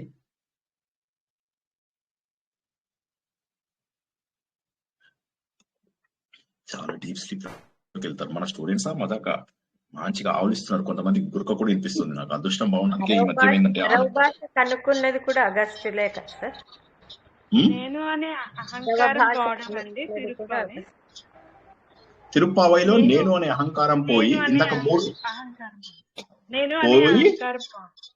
పోవాలి ఒక లక్షణం. రెండవది ఏంటంటే భగవంతుడికి శరణాగతి కావాలి రెండోది. మూడోది మన బాహ్య అభ్యంతర శుచి కావాలి. ఈ మూడింటి యొక్క ముఖ్య ఉద్దేశమే తిరుప్పావై. ఈ మూడింటిని కలుపుకొని సమ్మలీనే తిరుప్పావై. అందుకే ఆవిడ అంటుంది, చక్కటి సమయం వచ్చింది, ఎందుకు ఇంకా మీరు బ్రహ్మ ముహూర్త కాలం వచ్చింది. ఈ బ్రహ్మ ముహూర్త కాలం మార్గశిర మాసం అయినటువంటి శ్రీకృష్ణుడి కాలం ఇది. ఆధ్యాత్మిక క్రమశిక్షణ ఉండాలి, సరైనటువంటి ఆహారం తీసుకోవాలి, సహనం, చలికి ఎక్కువ లెక్క చేయకూడదు. అలా తెల్లవారుజామునే నది స్నానం చేయడం అనేటటువంటిది మనస్సు పైన శరీరం పైన మనము ఆ నిగ్రహాన్ని సాధించగలుగుతాం. ఆ కంట్రోలింగ్ పవర్ అనేది అయితే అంటారో అది సాధించగలుగుతాం. ఇక అన్నిటికంటే గొప్పది మనం గత వారం తెలుసుకున్న విషయం ఏంటంటే ఏకత్వం. కులము, మతము, జాతి ఇవేవీ లేనటువంటి తత్వం. ఎవరైనా సరే దీనికి అర్హులు. భగవంతుడి మీద ప్రేమ ఉన్న వాళ్ళు మాత్రమే అర్హులు. ఎవడు పడితే వాడు జాయిన్ అయిపోవచ్చింది లోపల. ఒకటే ఒక క్యారెక్టరిస్టిక్ ఏంటంటే దానికి భగవంతుడిని నమ్మడం ఉండాలి. ఇప్పుడు మనకేమైతుంది, మిగతావి ఇవి బ్రాహ్మణులు చేయాలి, ఇవి క్షత్రియులు చేయాలి, అట్లా లేదు. ఇక్కడ ఏంటంటే తిరుప్పావైలో ఏంటంటే ఆమె 2వ పాశనంలో ఏం చెప్తుంది, అందరం సమానమే, అందరం కలిసి భగవంతుడు అనేవాడిని నమ్మితే చాలు. ఎంత బ్యూటిఫుల్ గా ఉంది చూడండి. ఇక్కడ అందరూ భగవంతుడి దగ్గర సమానమే. ఎందుకంటే అందరిలో ఉన్నటువంటి ఆత్మ ఏదైతే ఉందో ఆత్మ అందరిది ఒకటే. సో భగవంతుడికి మన నారాయణ భట్టాద్రి ఏ విధంగానైతే నారాయణీయం లోపల దశకం ప్రతిరోజు సమర్పించేవాడో ఈవిడ అలాగ ప్రతిరోజు కూడా ఒక పాశురాన్ని ప్రత్యేకంగా పఠించేది. చక్కగా ఇంటి ముందు ముగ్గులు వేయడము, అందులో గొబ్బెమ్మలు పెట్టడము, ఇలాగా కట్టె పొంగలి అని అంటాం కదా, ఆ కట్టె పొంగలి దేవుడికి సమర్పించడం. ఇలాగంటే ఏంటంటే ఇదేదో చలికాలపు పూజ కాదు, మన శరీరాన్ని మనం దృఢపరచుకోవాలి, మనస్సు పైన మనం నిగ్రహం సాధించాలి, జ్ఞానం వైపు పయనించాలి. అటువంటి పవిత్రమైన సమయము, మహోన్నతమైనటువంటిది, మంచి మాసం వచ్చింది, మంచి సమయం వచ్చింది, శుభప్రదమైనటువంటి రోజులు వచ్చాయి. ఓ గోపికలారా, మీరందరూ ఏం చేస్తున్నారు? రండి, మా అందరికీ ఒకటే కోరిక, భగవంతుని చేరుకోవాలనే కోరిక. రండి, వెళ్ళిపోదాం, కలిసి వెళ్ళిపోదాం. నల్లటి మబ్బులాగా ఉన్నటువంటి నీలం అంటే లీనం. ఇది నేను చాలా సార్లు చెప్పడం జరిగింది. నీలం అనేటటువంటి రంగుకు అర్థం ఏంటంటే సర్వత్రా వ్యాపించి ఉండుట అని అర్థం. ఆకాశము మీకు ఎక్కడ కనిపిస్తుందండి? అన్ని చోట్ల కనిపిస్తుందా? ఒకే చోట కనిపిస్తుందా? అది అంటే నీలం ఉన్నది విస్తారంగా ఉంటుంది అని చెప్పడం. అదే విధంగా సముద్రం చూసారనుకోండి, సముద్రం కూడా నీలంగా ఉంటుంది. నీళ్ళని తీసి ఇట్లా బయటకు తీయండి, అవి నీలంగా ఉంటాయా? ఉండవు. నీలం అంటే అర్థం ఏంటంటే బాగా వ్యాపించి ఉన్నప్పుడు ఏమైతుందంటే అది నీలంగా ఉంటుంది. కాబట్టి నీలంలో మనమంతా కూడా లీనం కావాలి. చెప్పండి ఎవరైనా, ఏం చేయాలి మనము? నీలంలో లీనం కావాలి. అది అక్కడ అంత గొప్పది. ఆవిడ అంటుంది, దేవుడు ఉన్నాడు రెడీగా, గురువు గారు ఉన్నారు, నందగోపుడు, యశోద మంత్రం ఉంది, ఆయన ఇల్లుంది, అదే మనకు వైకుంఠం. అక్కడికి వెళ్ళిపోదాం పదండి. జీవుడు భగవంతుడి దగ్గరికి వెళ్ళాలి కాబట్టి అందరు రండి, సరైనటువంటి దారి మనకు దొరికింది, ప్లీజ్ రండి, ఇంక అందరం వెళ్ళిపోదాం. కాబట్టి మీరు ఏంటంటే ఇంద్రియ నిగ్రహం, రెండో పాఠంలో చెప్తున్నారు. ఇంద్రియ నిగ్రహం మనం గత వారం తెలుసుకున్నాం. ఇంద్రియ నిగ్రహం తెల్లవారుజామునే స్నానం చేయాలి, రకరకాల అలంకరణలు, కళ్ళకు కాటుక పెట్టుకోవడము, లైనర్స్, ఐలైనర్, వీటిని ఏమంటారు, eyebrow liner, eyeliner, lip liner, lipstick remover, lip liner remover, lip remover, ఇట్లా చాలా ఉంటాయి కదా. అవన్నీ రాసుకోవద్దు. అదేం చెప్తుందంటే ఇవన్నీ రాసుకోవద్దు, చెడ్డ పనులు చేయొద్దు, ఇతరులను నిందించకూడదు, అసూయ నింద ఉండకూడదు. ఎంత అయిపోయింది, ఇక్కడే మనం ఫెయిల్ అయిపోతాం. రెండో భాషణంలోనే ఫెయిల్ అయిపోతాం మనం. నీకు తెలుసా వాడి కూతురు ఏం చేసిందో స్టార్ట్ అయిపోతుంది, అయిపోయింది, అప్పుడే మనం ఫెయిల్ అయ్యాం. చెడ్డ పనులు చేయొద్దు, ఇతరులను తిట్టకూడదు, దాన ధర్మాలు చెయ్యాలి, అందరినీ ఐక్యం చేయాలి. భగవంతుణ్ణి కావాలి అంటే నీకు బాహ్య అలంకారాలు కాదు కావాల్సినటువంటిది, అంతరంగికం అలంకారం కావాలి, మనసు నిర్మలంగా ఉండడం అనేటటువంటిది కావాలి నీకు. అప్పుడు మాత్రమే భగవంతుని చేరుకుంటావు అని తర్వాత పాశురంలోకి తీసుకెళ్తోంది. లోకమంతటికి కూడా మేలు చేయాలి. ఆయన చిన్నగా బేబీ వామనుడు రూపంలో వచ్చి పెద్దగా విక్రముడు రూపంలో వెళ్ళాడా లేదా? అదే విధంగా ఇక్కడ ఉన్నటువంటి పంటలు ఎదగాలి, ఇక్కడ ఉన్నటువంటి పశుపక్షాదులు ఆనందంగా ఉండాలి, ఇక్కడ నీళ్ళలో ఉన్నటువంటి జలచరాలు ఆనందంగా ఉండాలి, అక్కడ ఉన్నటువంటి ఆవులన్నీ ఆనందంగా ఉండాలి, మన అందరి ఇళ్లలో సంపద ఉండాలి. అందరికీ లోకమంతా కూడా 3 సార్లు ఈ భగవంతుని ప్రార్థిద్దాం మనం. అందరూ కూడా సుభిక్షంగా ఉంటారు, అందరూ కూడా సంతోషంగా ఉంటారు. దీంట్లో మనం ఏమర్థం చేసుకుంటాం ఈ పాశురంలో అర్థము అంటే, ముందు ఫస్ట్ మనం ఏంటంటే ఎంతసేపు నా కొడుకు బాగుండాలి, నా కూతురు బాగుండాలి, నా కొడుకులోనే దేవుణ్ణి చూసుకున్నాను, వేరే కొడుకులు దెయ్యాలను చూశాను అంటే అది రిస్క్. అందరిలో దేవుణ్ణి చూడగలగాలి మనం, అందరిలో దేవుణ్ణి చూడగలగాలి. సర్వత్రా వ్యాపించి ఉన్నటువంటి భగవంతుని యొక్క చైతన్యాన్ని మనము గుర్తించేటటువంటి శక్తి ఉండాలి. ఆయనను కనుక మనం ప్రార్థించినట్లయితే మనకు 3 రకాల వానలు ఏవైతే ఉంటాయి అవి కురుస్తాయి, పంటలు సమృద్ధిగా పండుతాయి, పక్షులు ఆనందంగా ఉంటాయి, నెమళ్ళు ఆనందంగా ఉంటాయి, చేపలు ఆనందంగా ఉంటాయి, తామర పూల లోపల తుమ్మెదలు చక్కగా పడుకుంటాయి, పాడి ఆవులన్నీ కూడా చక్కగా మనకు కనిపిస్తూ ఉంటాయి. అలాగా అందరికీ కూడా కావాలి. మనం గనక భగవంతుని నిస్వార్థంగా సేవిద్దాం. అలా సేవించినట్లయితే లోక కళ్యాణాన్ని మన కళ్ళ ముందే చూడవచ్చా లేదా? ఒకసారి ఆలోచించండి. మనము ఏదైతే ప్రకృతికి కావాల్సినది ప్రకృతి అనుకున్నట్టుగా వెళ్తే ప్రకృతి మనకు సహాయం చేస్తుంది. ప్రకృతికి ఒక నియమం ఉంది, ఆ నియమం ప్రకారం నువ్వు వెళ్తే నీకు అది ఉపయోగపడుతుంది. గాలి వస్తున్న దిశ లోపల నువ్వు వెళ్తే స్పీడ్ గా వెళ్ళిపోతావు. అదే విధంగా ప్రకృతికి మనం భగవంతుని ప్రార్థించి నిస్వార్థంగా అందరికీ కావాలి దేవుడా, అందరూ ప్రశాంతంగా ఉండాలి అంటే నువ్వు కూడా హ్యాపీగా ఉంటావు. కాబట్టి ఇది చాలా గొప్పది. మనం చేరవలసినటువంటి దేవుడు నారాయణుడు. చేరాలి అంటే నియమనిష్టలు కావాలి. కానీ దానివల్ల ఏం ఫలితం వస్తుంది? మంచి లోక కళ్యాణం. చూసావా, లోక కళ్యాణం అంటే నువ్వు కూడా ఆనందంగా ఉంటావు, గుర్తుంచుకో, తప్పు లేదు. కాబట్టి ముందుగా మనం ఏం చేద్దాము? స్నానం చేయాలంటే నీళ్లు కావాలి. ఓ పర్జన్య దేవా, ఓ వరుణ దేవా, నువ్వు ముందు వర్షాన్ని కురిపించు. ఇవాళ పొద్దున్న ఆ పాట పాడాను, మళ్ళీ మీకోసం ఇంకోసారి పడతా. గరజు బరసు ప్యాసి ధరతీ పర్ फिर पानी दे मोला, चिड़ियों को दाने, बच्चों को कुर्बानी दे मोला. గరజ్ బరస్ ప్యాసి ధరతీ పర్. ఎండిపోయి దాహంగా ఉంది నా భూమి, భగవంతుడా గర్జిస్తూ గర్జిస్తూ నీ వర్షాన్ని కురిపించు. ఎలాంటి వర్షాన్ని కురిపిస్తావో తెలుసా? నువ్వు నల్లటి నీలమేఘం లాంటి వాడివి. నీ రూపానికి తగ్గట్టుగా మబ్బులన్నీ కూడా అలా ఉండాలి. ఓ భగవంతుడా, అటువంటి రూపం కావాలి. నీ శంఖం ఏదైతే ఉన్నదో ఆ శంఖం లాంటి ఉరుములు కావాలి మాకు. నీ చక్రం యొక్క మెరుపులు ఉన్నాయి కదా, అటువంటి మెరుపులు అన్ని చోట్ల కావాలి. నీ బాణ వర్షం షార్గ ధన్వి అంటారు కదా, ఆ ధనుస్సు ఏదైతే ఉన్నదో ఆ ధనుస్సులోంచి బాణాలని నువ్వు కొడతావు కదా, అదే విధంగా వర్షపు చినుకులన్నీ బిందువులన్నీ మా మీద పడాలి. మేమందరం కూడా సుభిక్షంగా ఉండాలి. విరామం లేకుండా అటువంటి వర్షాన్ని కురిపించు ఓ భగవంతుడా. భగవంతుడి యొక్క కృప కోసం ప్రార్థిస్తున్నారు. తర్వాత పాశురం లోపల వరుణదేవుని ప్రార్థిస్తుంది. ఇలా కృష్ణుడి యొక్క శరీరాన్ని ఉద్దేశంలో పెట్టుకుని మేము లోక కళ్యాణం కోసం ఈ వ్రతం చేస్తున్నాము. నేను శరణాగతితో ఈ వ్రతం చేస్తున్నాను. నేను అలంకారాలు చేసుకోవడం మానేశాను. ఐలైనర్లు, లిప్ లైనర్లు, లిప్ రిమూవర్లు ఇవన్నీ నేను వాడడం ఇంకా మానేశాను. శ్రీనివాస్ స్టూడెంట్స్ అందరు ఇంకా అవి కూడా వాడుతున్నారు. అవన్నీ వాడకండి.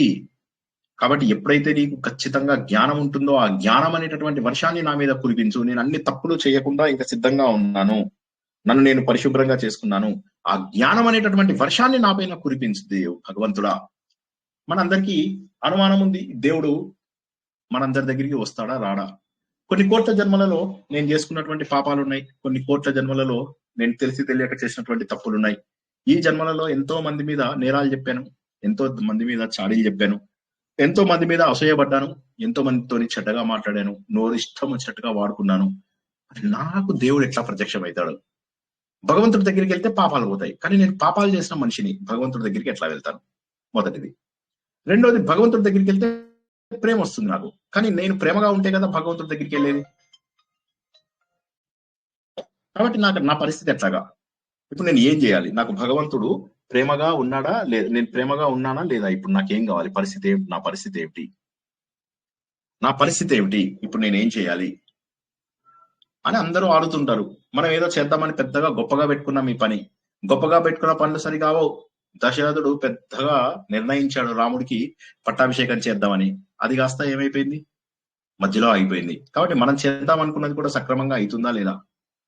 అప్పుడు అని చెప్తున్న నామస్మరణ ఏదైతే ఉన్నదో భగవంతుడిది, అది కనుక మనం చేసినట్లయితే మనం చేసినటువంటి పాపాలన్నీ కూడా దూది పింజల్లాగా కరిగిపోతాయి.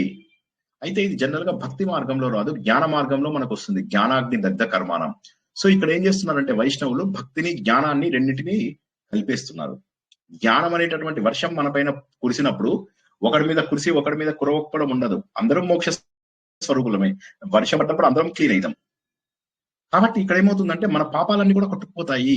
భగవంతుడికి తెలిసి చేసినా తెలియక చేసినా మనము భగవంతుడికి చేయవలసినటువంటి సేవలు చేస్తే మన పాపాలన్నీ కూడా నిప్పుల్లో పడ్డటువంటి దూదుల్లాగా కొట్టుకుపోతాయి. మనం పవిత్రంగా ఉంటే చాలు. జరిగింది జరిగిపోయింది, పాస్ట్ ఈజ్ పాస్ట్. ఇప్పుడు మనం భగవంతుని మనస్ఫూర్తిగా ప్రార్థిద్దాము. ప్రార్థించినట్టయితే మన పాపాలన్నీ కూడా పోతాయి. 5 రకాల నామంలో నేను మీకు చెప్తాను. ఆ 5 రకాల నామాలని గనక మనము పాటిస్తే ఇక మనకి ఏమీ అవసరం లేదు. ఈ 5 నామాలు మనకు భగవంతుడికి పూజించడానికి పాటించడానికి అవసరమైనటువంటివి ఉన్నాయి. ఏమిటవి? మొదటిది మాయావి. మాయావి అంటే భగవంతుడు మాయ సృష్టించేవాడు. ఈ మాయ ఏదైతే ఉంటుందో ఈ మాయావి అంటే ఈ ప్రపంచమంతా కూడా ఆయన మాయ.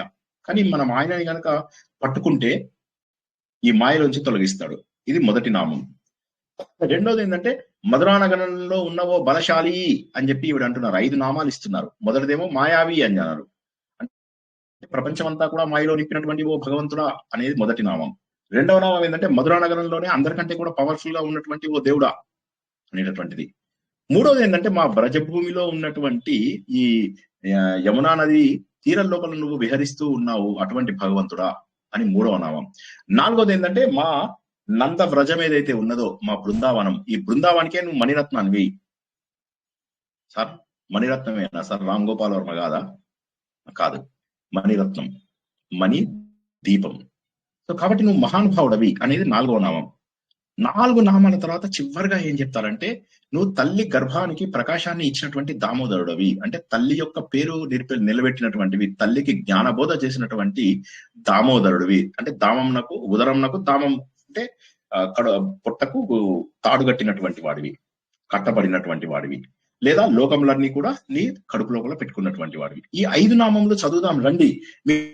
మీరు పాస్ట్ లో ఈ తప్పు చేశానా, ఆ తప్పు చేశానా, స్వామిని చేరితే కదా ప్రేమ వచ్చేది, మనకేమో ప్రేమ లేదు, మనం వెళ్ళగలమో లేదో అని కొంతమంది ఆలోచిస్తున్నారు.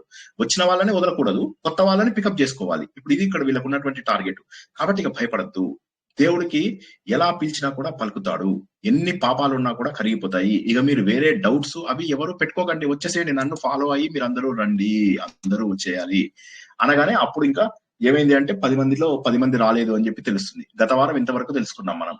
అప్పుడు ఏమైంది, 10 మంది రాలేదు అంటే సరే అయితే ఆ 10 మందిలో మొదటి ఫ్రెండ్ ని లేపదాం పదండి అని చెప్పేసి ఆమె దగ్గరికి వెళ్తారు. అయ్యో ఇంకా నిద్రపోతున్నావా నువ్వు?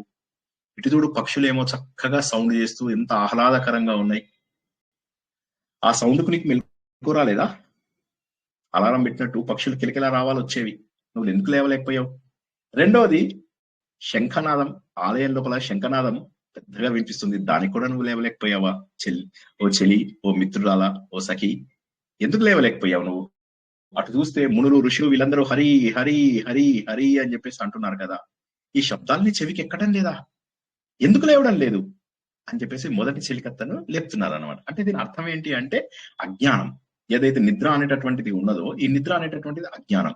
ఈ అజ్ఞానం ఉన్నటువంటి వాళ్ళకి శంఖనాథం అంటే వేదం యొక్క నాలెడ్జ్. ఆ వేదం యొక్క నాలెడ్జ్ ద్వారా, శంఖనాదం ద్వారా లేవండి, ఇంకా లేవండి, అజ్ఞానాన్ని వదిలేసి నువ్వు భక్తి మార్గం వైపు రావాలి, భక్తి మార్గం వైపు రావాలి. ఓ అమ్మాయి, మేమంతా నీ ఇంటి బయట వెయిట్ చేస్తున్నాము అని మొదటి అమ్మాయి ఇంటికి తలుపుకెళ్ళి తలుపు కొడుతున్నారు. రావాలి, ఇక లేవాలి. అటు పక్షులు సౌండ్ చేస్తున్నాయి, ఇటు శంఖనాదం వస్తుంది, అటు హరినామ స్మరణం, ఇన్ని కూడా నేను నిద్ర లేపడం లేదా? అందుకోసమే మేము వచ్చాము. ఇప్పుడు ఇది మనకు అన్వయించుకుందాం. మనం కూడా అంతే కదా. బయట కొన్ని కోట్ల పుస్తకాలు ఉన్నాయి, వేల కొద్ది ప్రవచనాలు మీకు అందుబాటులో ఉన్నాయి. అయినా కూడా మన లోపల వైరాగ్యం ఎందుకు రావడం లేదు? ఒక్కసారి ఆలోచించండి. ఎవరైనా జవాబు చెప్పండి దీనికి. ఎందుకు రావడం లేదు మన దగ్గర? మనకి ఇక్కడ బయట నాలెడ్జ్ లేదంటారా? చెప్పేవాళ్ళు లేరంటారా? లేకపోతే చదివే శ్రద్ధ లేదంటారా? ఏది కారణం వల్ల మనకు వైరాగ్యం రావడం లేదు? ఎవరైనా చెప్పండి. ఎందుకు మనం ఆలోచించడం లేదు?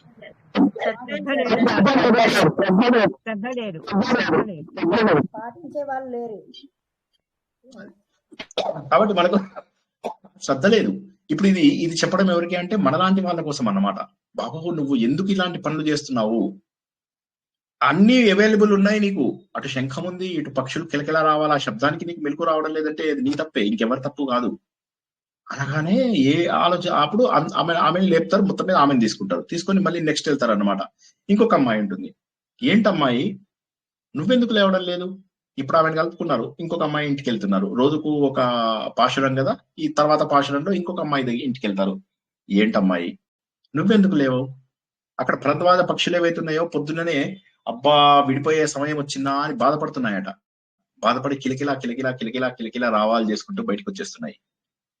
ఇటు చూడు, గోపికలందరూ కూడా పెరుగులు చిలుకుతున్నారు పొద్దున్న లేచేసి. ఆల్రెడీ వాళ్ళ గాజుల శబ్దం నీకు వినిపించడం లేదా? ఎంత బాగుంది చూడు. వాళ్ళు మెడ లోపల హారాలు వేసుకొని ఊరంతా కూడా శుభ్రంగా ఊడుస్తున్నారు. ఓ లీడర్, నువ్వు మా అందరికి లీడర్వి కదా, నువ్వెందుకు లేవలేదు? ఇంకా ఎందుకు నిద్రపోతున్నావు? నీ పేరు స్మరిస్తున్నాను, నీ పేరుతోని నిన్ను పిలుస్తున్నాం, ఆ చప్పుడు కూడా నీకు వినిపించడం లేదా? అంటే ఇక్కడ ఏమవుతుంది అంటే వేదాంత ఇది ఇలా అనడము అంటే ఏంటంటే విచారణ, వేదాంత విచారణ, జ్ఞానం అనేటటువంటి ఆలోచన తెలుసుకోవడం, బుద్ధి అనే దాన్ని యూజ్ చేయడం. చెయ్యి, ఇంకా అహంకారం వదిలేసేయి. మనస్సుని నిగ్రహం చేసుకొని భగవంతుడి కోసమై మధించు అంటే చిలకాలి, మధించు అంటే ఆలోచించాలి. మేధో మథనం అంటారు.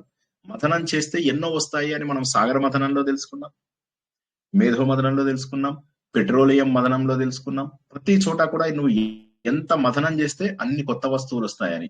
కాబట్టి నువ్వు మథనం చేయడం లేదు, నీ లోపల అహంకారం ఉంది. ఆ అహంకారం వల్ల ఏమైపోతుందంటే నేను నాయకురాలని. నువ్వు నాయకురాలు వెళ్ళే, ఇప్పుడు లేచినట్లయితే ఎంత మమ్మల్ని మాతో కలువు, మా ముందు నిలబడి వెళ్ళు, తీసుకొని వెళ్ళు. అంతేగాని నేను నాయకురాలని లే, మీరు అందరు చేస్తే నేను చేసినట్టే అని అనుకోవడం కాదు. నువ్వు మా అందరినీ కూడా మార్గదర్శనం తీసుకెళ్లి ముందుకు తీసుకెళ్ళు. అప్పుడు నీకు తెలుస్తుంది అందరము సమానమని. అంటే ఇప్పటిదాకా నువ్వు నాయకురాలని, నేను అందరినీ ఇది చేయాలని అనుకుంటున్నావు, కానీ ఇప్పుడు అలా కాదు. నువ్వు నీ అహంకారాన్ని పోగొట్టుకోవమ్మా అని చెప్పేసి ఆమెకు చెప్తున్నారు. ఇంకొక అమ్మాయి ఇంటికి వెళ్తారు. అంటే ఇదేంటంటే ఒక్కొక్క రకమైన వ్యక్తికి ఒక్కొక్క రకమైనటువంటి మాట అన్నమాట. ఒక అమ్మాయి, ఆమె గురువు కావాలి అనేటటువంటి ఒక ఆలోచన కోసం ఎదురు చూస్తుంది. సరిగ్గా ఇన్స్పిరేషన్, మనకు పొద్దున వాకింగ్ వెళ్ళాలంటే ఎవరో ఒకరు ఇన్స్పిరేషన్ కావాల్సి వస్తుంది. ఆమెకు చెప్తున్నారు, చూడటు ఆకాశం అంతా సూర్యుడు వచ్చేసాడు, తెల్లవారుతోంది. సూర్యుడు ఇంకా రాలేదు, వరుణుడు వచ్చాడు. సారీ, అరుణుడు వచ్చాడు. అనూరుడు వచ్చినప్పుడు వెలుతురంతా వస్తుంది. ఇక గేదెలు ప్రారంభమయ్యే మంచి లోపల గడ్డెక్కడుందా అని వెతుకుతున్నాయి. అందరు గోపికలు వెళ్తున్నారు. ఇక మేమే ఆగిపోయాం మీ ఇంటి ముందు, నువ్వెందుకు రావు?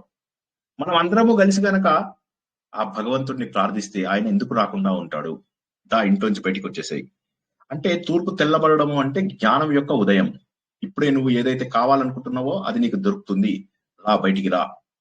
ఈ గేదెలు బయటికి వెళ్తున్నాయి అంటే ఇంద్రియాలను నువ్వు నిగ్రహించుకొని ఇంద్రియాలకు సరైన దారి చూపిస్తున్నావు. ఇన్ని రోజుల పాటు ఇంద్రియాలు ఏది పడితే అది తీసుకుంటున్నాయి. అలా కాదు, మన ఇంద్రియాలను మనం నిగ్రహించుకుని బయటికి వెళ్దాం, విషయ వాసనల వైపు వెళ్లకుండా మనం కాపాడాలి. అనవసరమైన విషయాల గురించి మనం ఆలోచించకుండా వెళ్ళాలి. ఇంట్లోంచి ఎందుకు రావు, నువ్వు బయటికి వచ్చేసేయి అని చెప్పేసి ఈ అమ్మాయిని ఎర్లీ మార్నింగ్ టైం లోపల నువ్వు ఎందుకు లేవవు? నువ్వు దేవుడి యొక్క గురువు యొక్క సహాయాన్ని ఆశిస్తున్నావు. ఇప్పుడు అందరం వచ్చాము, మా అందరి యొక్క సహాయాన్ని తీసుకొని నీకు జ్ఞానోదయం కలగాలి. ఇంకొక అమ్మాయి ఇంటికి వెళ్తున్నారు. ఆ అమ్మాయి అద్భుతమైన రిచ్ పర్సన్ అన్నమాట. మంచి పరుపు మీద పడుకుంది.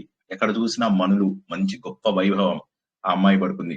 ఏంటమ్మా ఇలా పడుకున్నావేంటి అని వాళ్ళ అంకుల్ మీ డాటర్ ఇంతసేపు పడుకుంటుంది ఏంటి అంకుల్? ఆమె ఏమన్నా మూగదైపోయిందా? మా మాటలు వింటలేదు, లేక రెస్పాన్స్ ఇస్తలేదు? ఏం జరిగింది అసలు? ఎందుకు ఇలా పడుకుంది? అంత గాఢ నిద్రలోకి వెళ్ళిపోయిందా? ఇంత గొప్ప మేడ లోపల ఒంటరిగా పడుకుంటే ఏమనుకుంటుందామే? సరిపోతుందా? తలుపు తీయమని చెప్పండి అని వాళ్ళ డాడీతో చెప్తున్నారు అనమాట. మంచిగా అక్కడ ధూప దీపాలు ఉన్నాయి, మెత్తటి కర్లాన్ పరుపులు, పెప్స్ పరుపులు ఇవన్నీ ఉంటాయి కదా, ఆ పరుపుల మీద పడుకోనుంది. ఇక్కడ ఏంటంటే మన హృదయానికి ఏంటంటే ఇది రెండు రకాలుగా అర్థం చేసుకోవచ్చు. ఒకటి, ఆ అమ్మాయి ఆల్రెడీ ఆమెకు జ్ఞానబోధ అయి ఉండవచ్చు, భగవంతుడితో ఉన్నటువంటి తన్మయత్వంలో కూడా పడుకోవచ్చు, మొదటిది. రెండవది ఏంటంటే డబ్బు, అహంకారము, డబ్బుతో వచ్చినటువంటి సుఖాలలో పడిపోయి భగవంతుడిని మర్చిపోయి ఉండవచ్చేమో అని కూడా మనం అనుకుంటే తప్పేమి లేదు.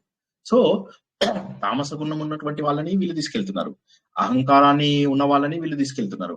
భగవత్ అనుభవాన్ని అందరితోటి పంచుకోవాలి అనేటటువంటి భావనతోటి వీళ్ళందరినీ కూడా తీసుకెళ్తున్నారు అన్నమాట. చివరికి అంటారనమాట ఇంకొకళ్ళని, ఒక అమ్మాయి మరీ కుంభకర్ణుడిలాగా నిద్రపోతుంది. ఏంటమ్మా ఇట్లా పడుకుంటున్నావు?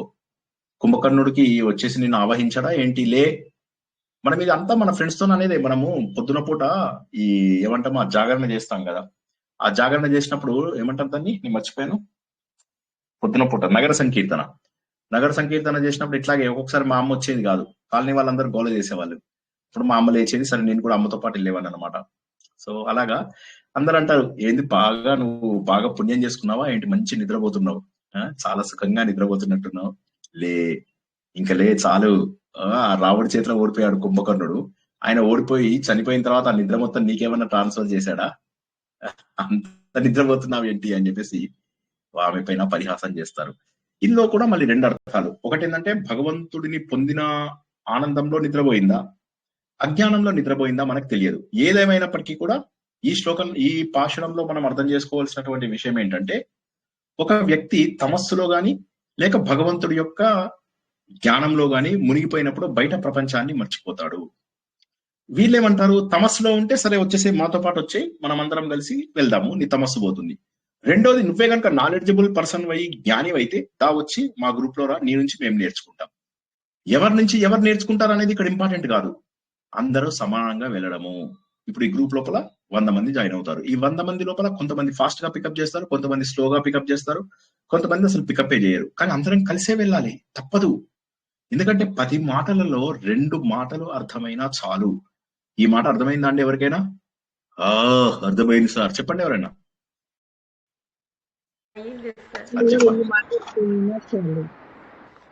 సో కాబట్టి ఇక్కడ మనం 5 పేర్లు లాస్ట్ లో ఒక్కసారి చెప్పండి సార్.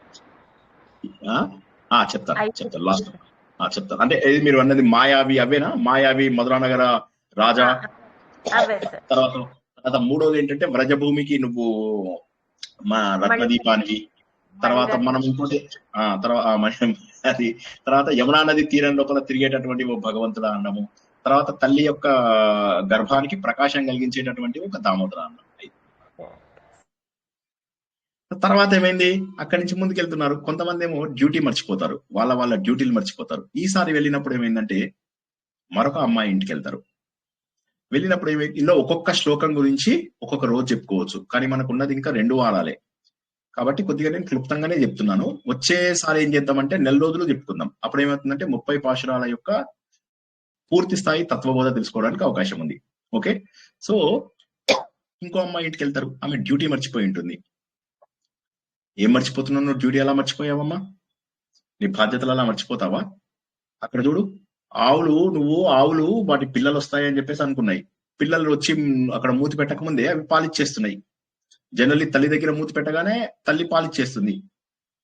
అవేమో తల్లి పిల్లలు రాలేదు, లేగదూడలు రాలేదు. అప్పుడేమైంది, పాలన్నీ ఉలికిపోతున్నాయి. చూడు, రోడ్డంతా బురద అయిపోతుంది. మన ఇల్లంతా కూడా ఎలా అయిపోయిందో చూసుకో ఒకసారి వచ్చి. నీకు ఐశ్వర్యం చాలా ఉంది, ఎన్ని పాలు పోయినా కూడా నీకేం బెంగలేదు. ఇక్కడ ఆవు దూడలు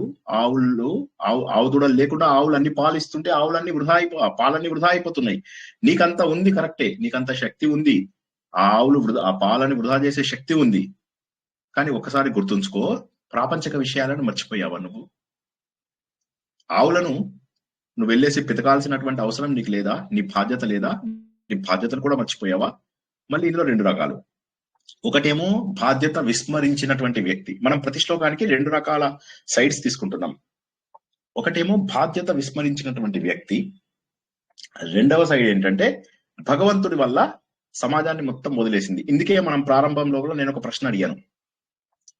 పిల్లలు కూడా నాకు అవసరం లేదు, నాకు భగవంతుడు ఉంటే చాలు అని ఎంతమంది అంటారు అని అడిగాను.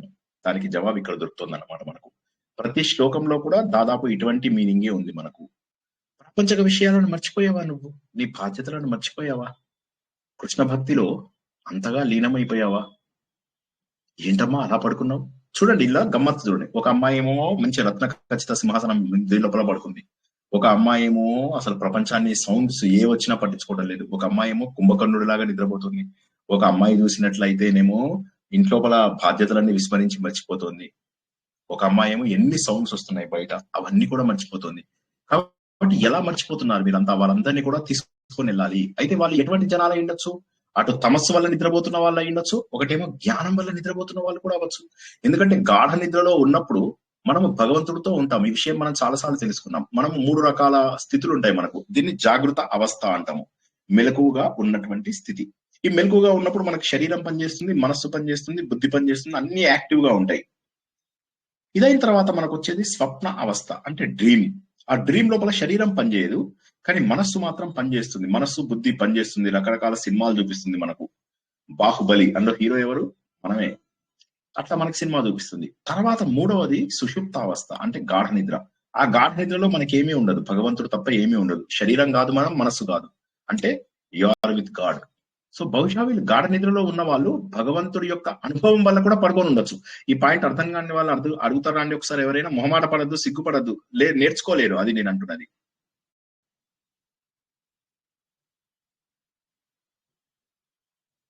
ఎవరు అడగట్లేదంటే 2 అవకాశాలు ఉన్నాయి, 3 అవకాశాలు ఉన్నాయి. గాఢ నిద్రలో ఉన్నారనంటే అర్థం జ్ఞానంలో ఉన్నారని అర్థమా అండి, లేకపోతే తమస్సులో ఉన్నారని? 2 అని మనం ఇందాక నుంచి తెలుసుకుంటున్నది అదే కదా. ప్రతి చోట కూడా అది తమస్సా లేకపోతే అది జ్ఞానమా అనేటటువంటి ప్రశ్న. కానీ నువ్వు నీలో తమస్సు ఉన్నా మాతో జాయిన్ అవ్వు, జ్ఞానం ఉన్నా సరే వచ్చి జాయిన్ అవ్వు అని చెప్తున్నాం. ఇందాకటి నుంచి మనం తెలుసుకుంటున్నదల్లా కూడా అదే.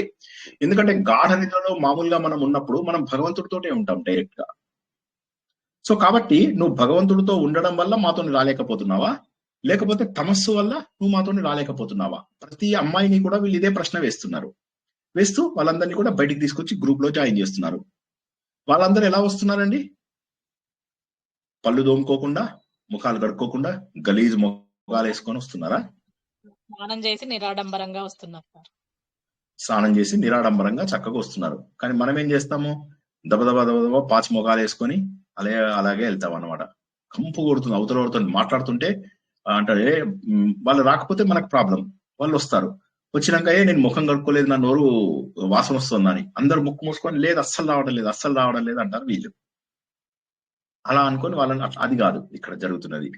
చక్కగా స్నానం చేసే వస్తున్నారు వాళ్ళందరూ, వచ్చేదాకా ఆగుతున్నారు. అలా రోజుకొక అమ్మాయిని వీళ్ళ గ్రూప్ లో కలుపుకొని తీసుకెళ్తున్నారు. ఇంకొక అమ్మాయి ఇంటికి వెళ్ళారు. ఏంటమ్మా నీకు చూస్తే తామర కళ్ళ లాంటి పెద్ద కళ్ళు ఉన్నాయి, పెద్ద కళ్ళు. నువ్వు ఆ పెద్ద కళ్ళు పడుకున్నావు అంటే ఏం లాభమిగా? బకాసురుడి నీళ్ళు చీల్చేసిన వాడు మన శ్రీకృష్ణుడు, రావణాసురుడిని సంహరించినటువంటి వాడు రాముడు. వీళ్ళందరి స్వరూపమైనటువంటి మన భగవంతుని ప్రార్థించడానికి వెళ్తున్నాం. పక్షులు మేల్కున్నాయి. పొద్దున్నే శుక్రగ్రహం ఉంది కదా, శుక్రగ్రహం కూడా వచ్చేసింది, గురుగ్రహం కూడా వెళ్ళిపోయింది. శుక్రగ్రహం వచ్చింది, గురుగ్రహం వెళ్ళిపోయింది. పొద్దునప్పుడు ఇవన్నీ కనిపిస్తుంటాయి మనకు, శుక్రుడు రావడము, గురుడు వెళ్ళిపోవడం. సో చూసుకోండి ఒక్కసారి, ఇది ఎప్పటిది అన్ని సంవత్సరాల కింద కూడా ఈ గ్రహాలు ఉన్నాయి, గ్రహాల యొక్క జ్ఞానం ఉంది అనే విషయం మనకు తెలుస్తుంది. తిరుప్పావై రాసినప్పటికే ఈ జ్ఞానం మన లోపల ఉన్నది అనేది తెలుస్తుంది. తెల్లవారుతూనే శుక్రగ్రహం కనిపిస్తుంది, గురుగ్రహం వెళ్ళిపోతుంది.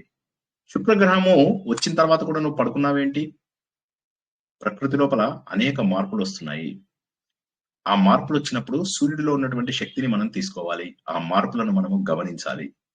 ఆ జ్ఞానోదయము మనకు కావాలి. దాన్ని శుక్రోదయం అంటారు. ఆ శుక్రోదయం మనకు రావాలి. అప్పుడు ఈ అజ్ఞానం అనేటటువంటి నిద్రను వదలాలి.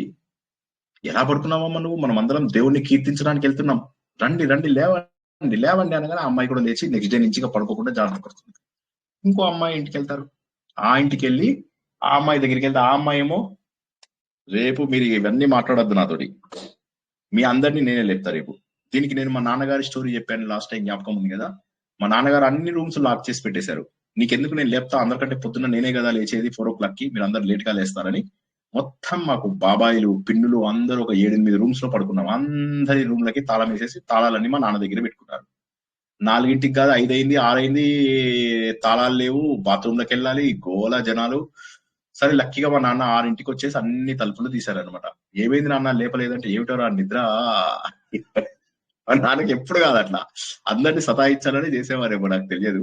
ఎప్పుడు కూడా ఇంపార్టెంట్ టైంలో మా నాన్న నిద్ర లేచేవారు కాదు. అదే విధంగా ఇక్కడ కూడా ఒక అమ్మాయి, అలాంటి అమ్మాయి ఉన్నదట. ఆ అమ్మాయి ఏమో, నీకు ఎందుకు, రేపు నేనే లేపుతాను చూసుకోండి మీ అందరినీ అని చెప్పేసి ఒక అమ్మాయి చెప్పిందట, వాగ్దానం చేసిందట అందరినీ. నేను ఖచ్చితంగా అందరితోటి ఉంటాను అని చెప్పిందట. చెప్పినప్పుడు ఆమె దగ్గరికి వెళ్ళి చెప్తున్నారు, ఏంటమ్మా అందరినీ లేపుతానని చెప్పేసి నువ్వే లేచిపోయావా? మీ పెరడులో ఒక బావి ఉంది చూసావా? ఆ బావి లోపల కలువలు బాగా వికసిస్తాయి ఎప్పుడు అంటే సూర్యుని చూసినప్పుడు వికసిస్తాయని. తామరలు చూస్తే అవి కూడా కనిపిస్తున్నాయి నీకు అక్కడ. మునులందరూ కాషాయ వస్త్రాలు వేసుకొని టెంపుల్స్కి వెళ్తున్నారు, మంచిగా ఆనందంగా వెళ్తున్నారు. నువ్వేమో అందరినీ లేపుతానన్నావు. అందరూ లేచిన తర్వాత కూడా నువ్వు లేవలేదు. ఆల్రెడీ అందరూ గుళ్ళకి వెళ్ళిపోతున్నారు, నీ కమలాలు వికసించేశాయి, అన్ని వికసించాయన్న, నువ్వే లేవట్లేదు. నువ్వు అందరినీ లేపుతానని చెప్పేసి అన్నావు. మాట ఇవ్వడం సులభమే, కానీ ఆచరించడం చాలా కష్టము. కాబట్టి భక్తి లోపల సోమరితనం పనికిరాదు. ఈ పాశురంలో మనకు క్లియర్ ఏంటంటే, సోమరితనం ఏమైతుందంటే, కాందే చూసుకుందాం, అయ్యేదైతే అది, పొయ్యేది పోతుంది, కమ్మగా తినాలా, ఎచ్చగా పడుకోవాలా. ఆ కాన్సెప్ట్ ఏదైతే ఉందో అది తప్పమ్మా. ఆ బద్ధకం పనికిరాదు. భగవంతుడు భక్తి లోపల తమస్సు అనేది పనికిరాదమ్మా. అందరినీ లేపుతానన్నావు, ఇహలే. నువ్వు లేపలేదు, మేమే లేచాం, మాకు తెలుసు నువ్వు ఇట్లా చేస్తావని. ఆల్రెడీ ఎక్స్పీరియన్సెస్ ఉన్నాయి మాకు, అందుకని మేమే వచ్చాం నీ దగ్గరికి, లే ఇంకా రావాల్సిందే అని చెప్పేసి ఆ అమ్మాయిని కూడా లేపుతారు. ఇంకా తర్వాత ఇంకొక అమ్మాయి ఇంటికి వెళ్తారు.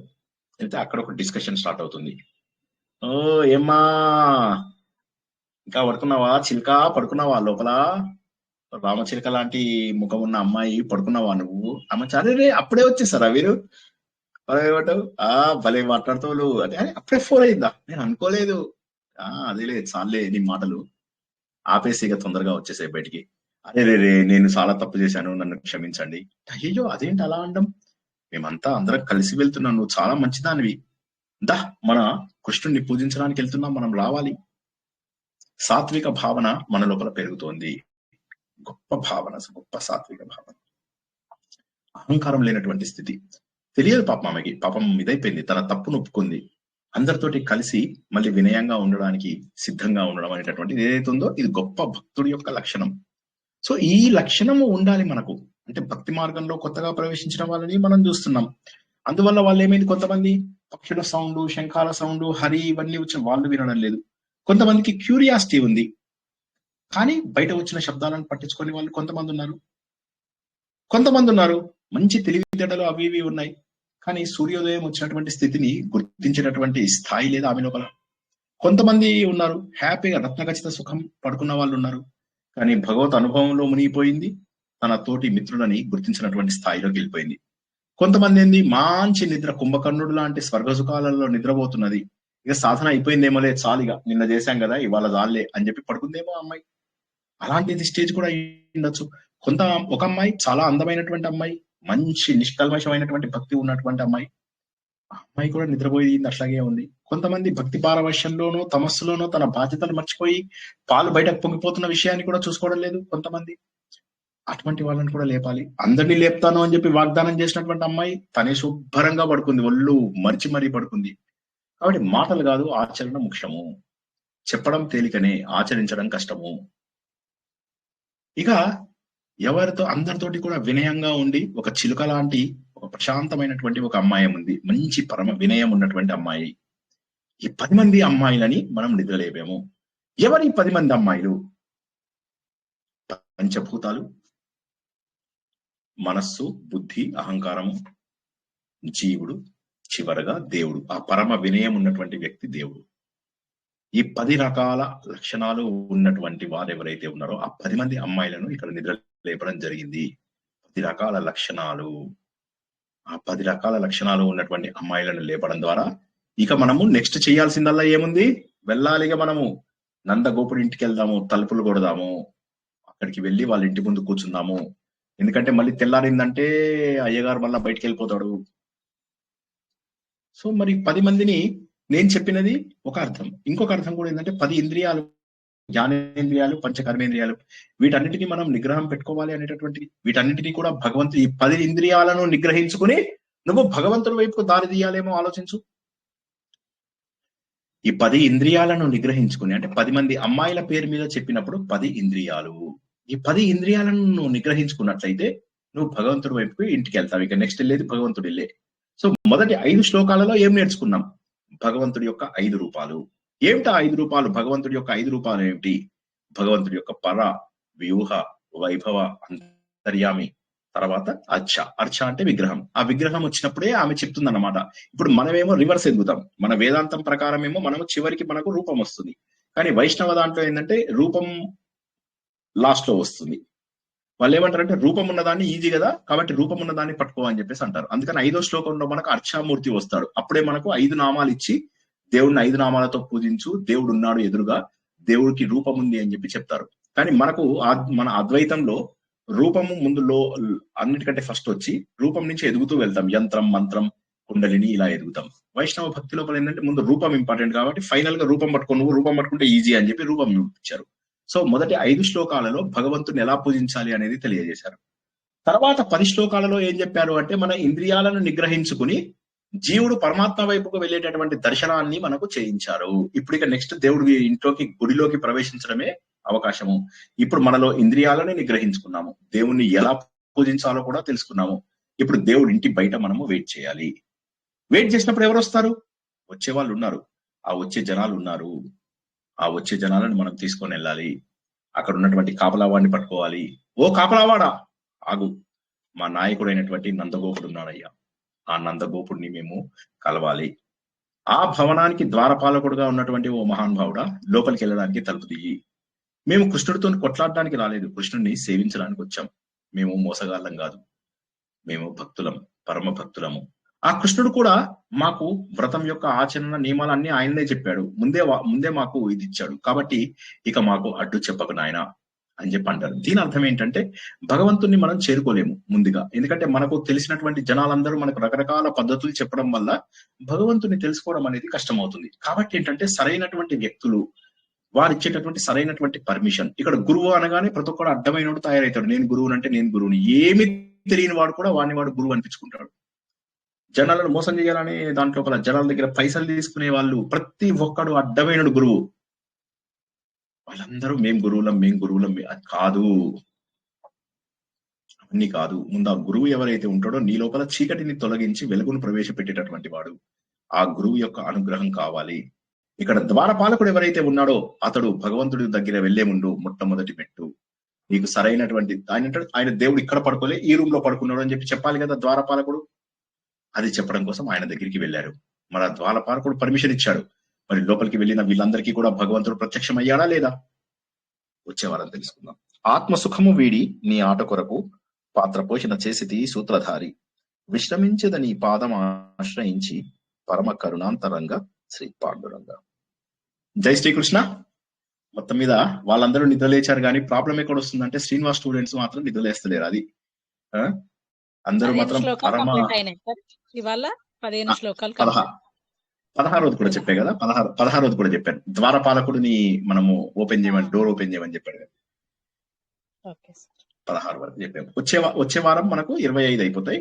ఆ వచ్చే వారము ఒక 4-5 చెప్పుకుంటాము. చెప్పుకుని భగవంతుడిలో ఆవిడ ఐక్యమైనది ఒక అరగంట సేపు చెప్పుకుంటాం.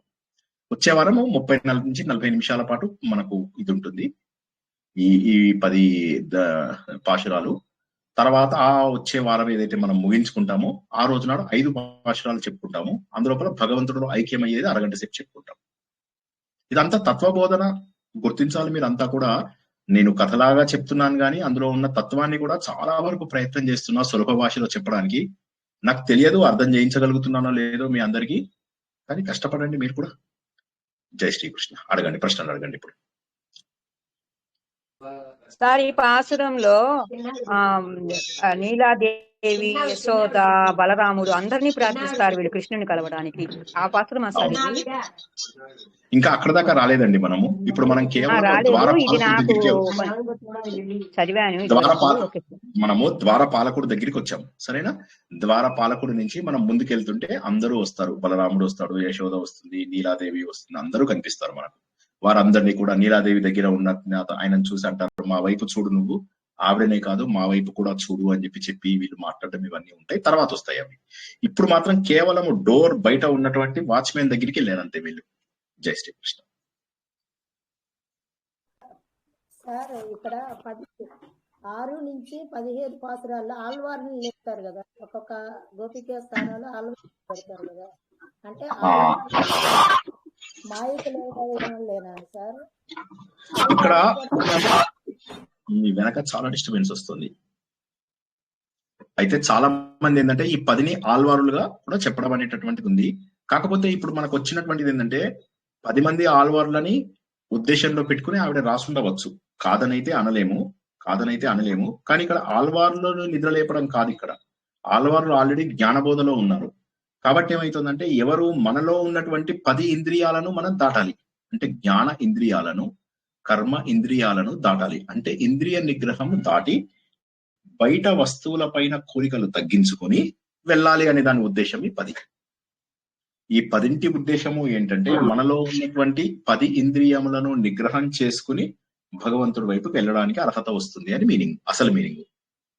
అయితే ఆమె ఆళ్వార్లను ఉద్దేశించి రాసిందా, ఒక్కొక్క పాశురము ఒక్కొక్క ఆళ్వారుకి సంబంధించి ఉద్దేశంగా రాసిందా, రాసుండవచ్చు.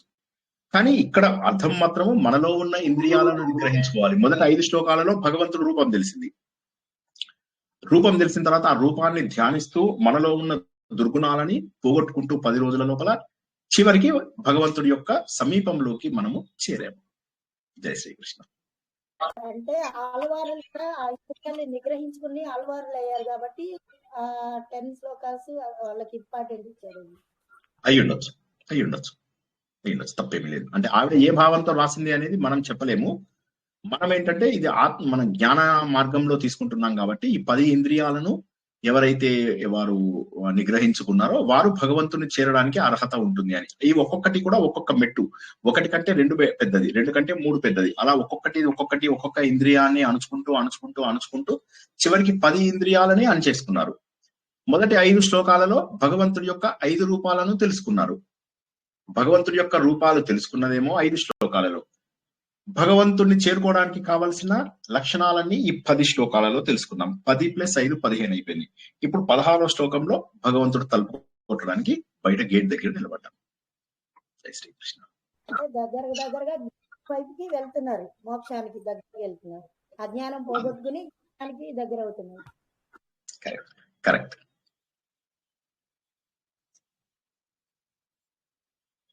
ఇంకా ఇంకొకటి ఉంది ఇక్కడ, అది ఒక గోపిక అదే నీకు చెముడా మీ అమ్మాయిని ఎందుకు లేపవు అని అడుగుతుంది కదా, ఆ పాసురం కూడా నేను మిస్ అయ్యానేమో సార్, ఎవరో వచ్చారు. అది అయిపోయిందా సార్? అది చెప్పేసారే.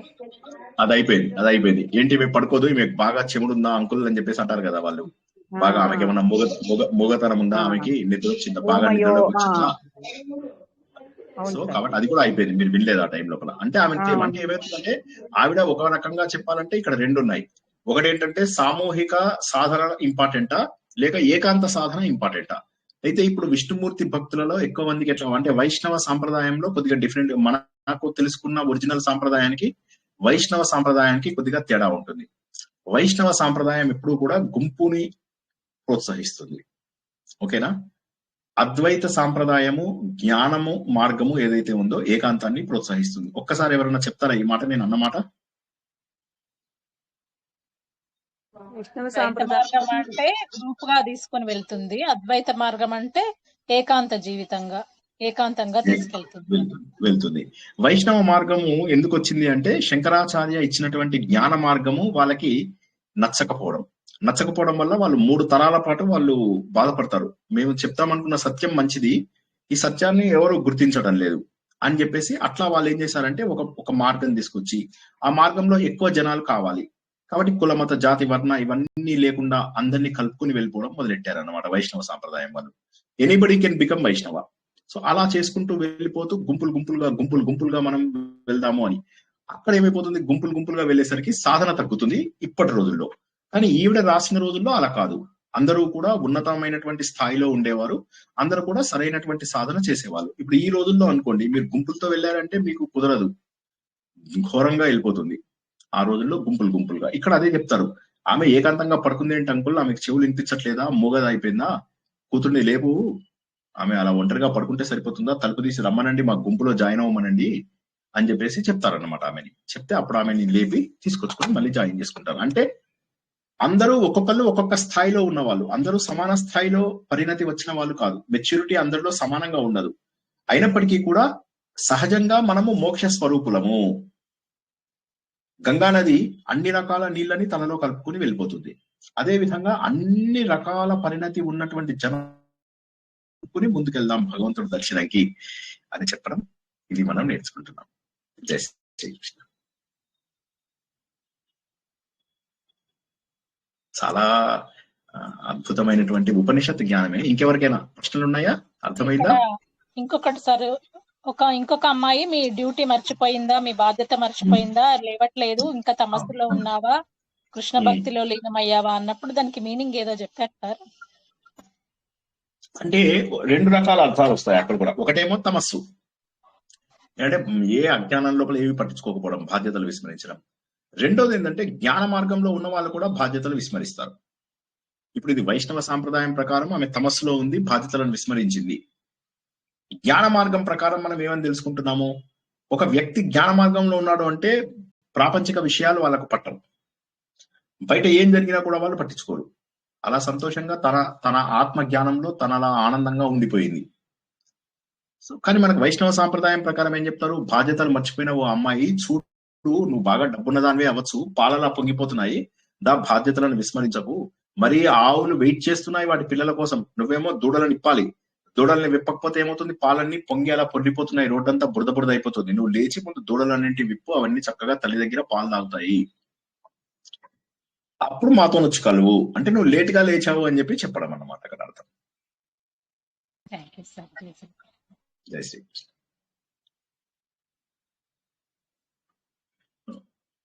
చాలా గొప్పదైనటువంటి తత్వము ఇందులో ఉన్నదంతా కూడా. మనం ఇందాక చెప్పినట్టుగా మనం ఏం తెలుసుకున్నాం ఇవాళ బేసికల్లీ ఒకసారి చూడండి. 5 శ్లోకాలు భగవంతుడి రూపం, 10 శ్లోకాలు మన లోపల పరిణతి తెచ్చేవి అని 15 శ్లోకాల గురించి తెలుసుకున్నాం. రెండవది ఏం తెలుసుకున్నాము, వేదాంతాలకి వేదాలు అన్ని కూడా మనకు సంస్కృతంలోనే ఉంటాయి. వేదాలు, పురాణాలు, తర్వాత మహాభారతము, ఇవన్నీ కూడా సంస్కృతంలోనే ఉంటాయి.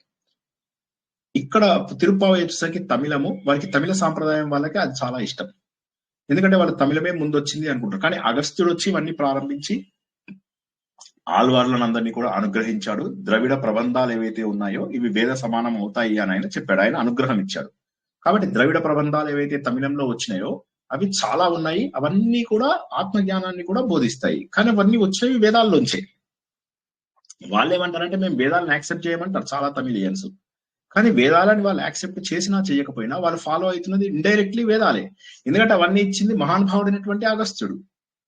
అగస్త్యుడు వేద పండితుడు, మహానుభావుడు, రాముడికి ఆదిత్య హృదయము, మనకు హయగ్రీవుడు రూపం లోపల బ్రహ్మాండ పురాణంలో లలిత సహస్రనామం స్వీకరించినటువంటి వ్యక్తి. కాబట్టి ఆయన మహానుభావుడు, అగస్త్యుడు మహానుభావుడు. ఆయన సంస్కృత ఆయన కేవలం వింధ్య పర్వతం యొక్క గర్వం అంచడానికి తమిళనాడు రావడము, అక్కడికి వచ్చిన తర్వాత ఇవన్నీ పాటించడం జరుగుతుంది. ఇక్కడ మనం గుర్తించాల్సింది ఇంకొకటి ఏంటి, మనం మొదట్లో ఏం చెప్పుకున్నాము, ఆండాలు ఈ విద్యనే ఎందుకు చేయాలనుకుంది, కాత్యాయని వ్రతాన్ని. అంటే కాత్యాయని వ్రతం ద్వారా భగవంతుడికి అందరూ దగ్గరయ్యారు. కాత్యాయని వ్రతంలో ఏముంది, శరీరము అనేటటువంటి భావన పోయింది. మేము బట్టలు ఉన్నాయా లేదా, ఈ శరీరమే నాది కాదు అన్నప్పుడు ఏం పట్టించుకుంటాం. అలా వాళ్ళందరూ వచ్చి దేవుడికి అహంకారం మమకారం వెళ్ళిపోయి దండం పెడతారు. దండం ఎప్పుడైతే పెడతారో అప్పుడు భగవంతుడు అంటాడు, ఇది హేమంత ఋతువు, వచ్చే శరద్ ఋతువు లోపల మీ అందరికీ కూడా తప్పక మీ కోరిక తీరుతుంది అని చెప్పేసి వెళ్ళిపోతాడు. శరద్ ఋతువు ప్రశాంతమైనటువంటి వాతావరణంలో వారందరినీ రాసలీల కోసం పిలవడము, పిల్లలను వదిలేసి వస్తారు. భర్తలు అంటే ప్లూరల్ భర్తలు కాదు, ఎవరి భర్తని వాళ్ళు వదిలేస్తారు. అత్తమామని వదిలేస్తారు, అమ్మా నాన్నను వదిలేస్తారు, అందరినీ వదిలేసి దేవుణ్ణి వెతుక్కుంటూ వెళ్తారు. వెతికిన తర్వాత దేవుడు వాళ్ళని పరీక్ష చేస్తాడు. ఏందమ్మా మీరు అందరూ, తప్పు కదా ఇది, వేరే పరాయి పురుషుడి మీద మీకు ఈ ప్రేమ పనికిరాదు. బాధ్యతలన్నీ వదిలేయడం ఎంతవరకు కరెక్ట్? చంటి పిల్లలకు పాలిస్తూ అక్కడ వదిలేసి వచ్చేసారు మీరు, ఎంతవరకు కరెక్ట్? మీరు భర్తకు సేవ చేస్తూ మధ్యలో వచ్చేసారు మీరు, ఎంతవరకు కరెక్ట్? ఇంట్లో వాళ్ళందరి బాధ్యతలు వదిలేసి వచ్చారు, ఎంతవరకు కరెక్ట్? వాళ్ళంటారు, భగవంతుడా ఇవన్నీ తెలిసి మాట్లాడుతున్నావు నువ్వు, ఆశ్చర్యంగా ఉంది మాకు, ఇవన్నీ మాకిక్కడి నుంచి అప్లికేబుల్ అవుతాయి, they are not applicable to us. మేము ఎప్పుడో నీ కోసమని ఎదురు చూస్తున్నాం, కొన్ని కోట్ల జన్మలుగా నీ కోసం ఎదురు చూస్తున్నాం, నువ్వు ఇవన్నీ అడుగుతావా? మాకు సర్వస్వం నువ్వే. అటువంటిప్పుడు పిల్లలు భర్తలు ఈ దేహంతో ఉన్న సంబంధాలు మాకెక్కడ ఉంటాయి అనగానే అప్పుడు భగవంతుడు వాళ్ళతో కాసేపు పాడతాడు, అందరూ సంతోషంగా ఉంటారు. అమ్మయ్య మాకు దేవుడు దొరికాడు అని ఒక చిన్న అహంకారం వస్తుంది, రాగానే మళ్ళీ మాయమైపోతాడు. మళ్ళీ వీళ్ళు వెతుక్కుంటూ వెళ్తారు. అప్పుడు మళ్ళీ చూస్తే ఆయన దేవుడు ఒక అమ్మాయి వెనకాల వెళ్తూ కనిపిస్తుంది.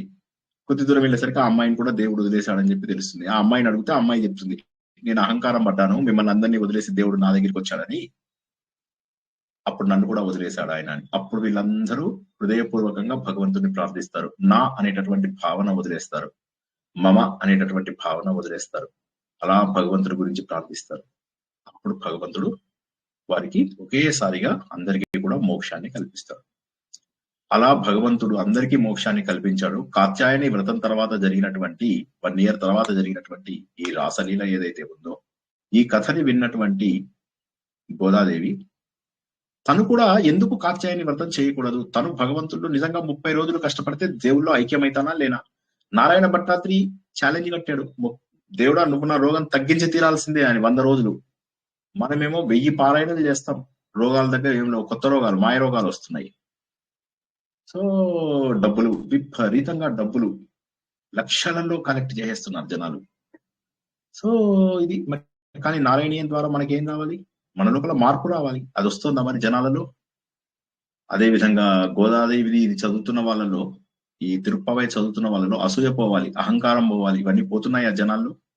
కాబట్టి పారాయణము మంచిదే, కానీ పారాయణం చేసే ముందు మనని మనం ప్రశ్నించుకోవాల్సినటువంటివి ఎన్నో ఉన్నాయి. నాలో దుర్గుణాలను వదిలేనా? ఆ మనుషులం కదండి, ఆ మాత్రం దుర్గుణాలు ఉంటాయి. ప్రతి దానికి ఎవడు వాడు వాదన ఒప్పుకుంటున్నాడు అంతే, వాదన ఒక లాజిక్ ఇస్తున్నాడు, కానీ అసలు సత్యాన్ని గుర్తించలేకుండా పోతున్నారు. అలా చేయడం వల్ల భగవంతుడికి ప్రతిసారి కూడా జనాలు దూరంగా వెళ్ళిపోతున్నారు. అలా దూరంగా వెళ్లకుండా ఉండాలి అంటే మనకున్నటువంటిది ఒకటే మార్గం, అదేంటంటే బుద్ధితో ఆలోచించి ఇది కరెక్టా కాదా. మనకి ఎవరి దగ్గర లాజిక్ జవాబు చెప్పవలసిన అవసరం లేదు, మనకి మనము కనీసము జవాబు చెప్పుకోగలమా లేదా? మనకి మనము జవాబు చెప్పుకోగలిగిన రోజునాడు తప్పక మనకు భగవంతుడు దొరికి తీరుతాడు, కనిపించి తీరుతాడు. హృదయంలోనే ఉన్నటువంటి భగవంతుడు ఎక్కువ దూరంలో లేదు. అదే తిరుప్పావై యొక్క ఆధ్యాత్మిక సారాంశం, ఆధ్యాత్మిక తత్వం. జై శ్రీకృష్ణ. జై శ్రీకృష్ణ సార్. గురుగారు చాలా బాగా చెప్తున్నారు మీరు. అమ్మమ్మ దగ్గర నుంచి మాకు ఈ తిరుపావు మాకు విలవేలు అమ్మ గోదాదేవి నాకు అమ్మ వాళ్ళు అందరు పెద్దవాళ్ళు, మా వాళ్ళందరూ. నేను అందరికన్నా లాస్ట్ దాన్ని. నాకు అర్థం తెలియక నేను చిన్నజీర స్వామి గారి దగ్గర పుస్తకం తెచ్చుకొని, అంత నాలెడ్జి మనకి రాదు కదా. అసలు ఎంత సింపుల్ సిటీగా, ఎంత అసలు అమ్మవారి దగ్గరికి వెళ్ళిపోయేటట్టు చెప్తున్నారు సార్. అమ్మవారు మాకు మీరు ఇచ్చిన గురువు సార్. చాలా జై శ్రీ ఆనందంగా ఉంది. అమ్మమ్మ గుర్తొస్తుంది. అమ్మమ్మ అందరిని ఇంత మంచిగా పెంచింది మమ్మల్ని అందరినీ.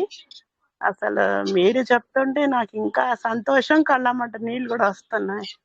అర్థం కాకపోతే ఎంతో బాధపడేదాన్ని, ఏంటి ఇట్లా ఉంది. అంట్లా చదువుతాము, అందరము గ్రూప్ గా చదువుతాము ఇంట్లో అందరూ, బాగుంటుంది. కానీ అర్థం కావాలనిపించేది నాకు. నాకు చాలా సంతోషంగా ఉంది, మాటలు రావటం లేదు. థ్యాంక్స్ అమ్మా, గాడ్ బ్లెస్ యూ. అండ్ చూడండి 30వ, అందుకే నేను చివరి రోజు నాడు గంట సేపు దేవుడు ఐక్యంకి ఎక్స్ట్రా పెట్టాను కదా. అంటే మనకు ఈ వారం కాక వచ్చే వారంలో మనకు ఆవిడ భగవంతుల్లో ఐక్యం అయిపోవడం ఉంది.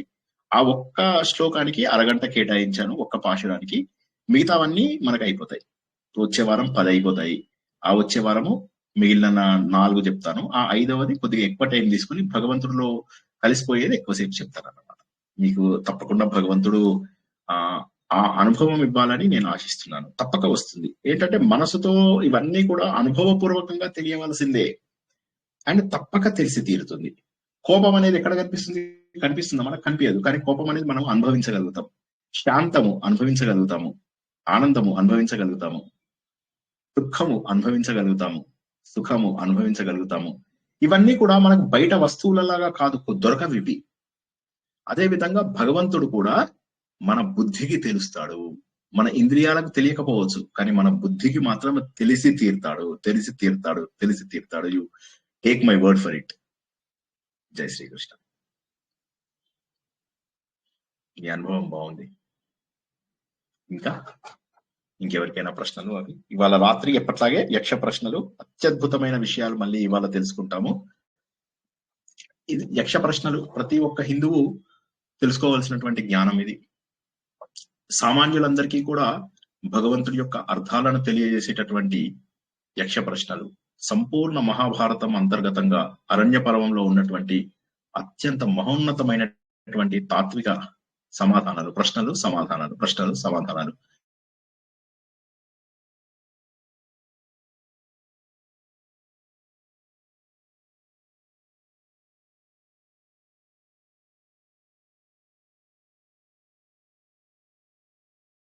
వినపడట్లేదు సార్, మీ సౌండ్ వినపడట్లేదు. ఇప్పుడు వినిపిస్తుందా? ఇప్పుడు వినిపిస్తుంది. ఆ పవిత్రమైనటువంటి అనుభూతిని అందరూ కూడా పొందుతారని, ఆ భగవంతుడి యొక్క అనుభవం ప్రతి ఒక్కరికి 2 వారాల్లో తెలుస్తుందని, పవిత్రమైనటువంటి ధనుర్మాసము మార్గశిర మాసంలో ప్రారంభమైనటువంటి మన సాధన మనకు ఉత్తరాయణంలోకి వచ్చేసరికి అత్యద్భుతమైనటువంటి అనుభవం ఇస్తుంది. ఇది మనకు సాధనకు సరైన సమయం. అన్ని సరైన సమయంలో మనం నేర్చుకుంటున్నాము.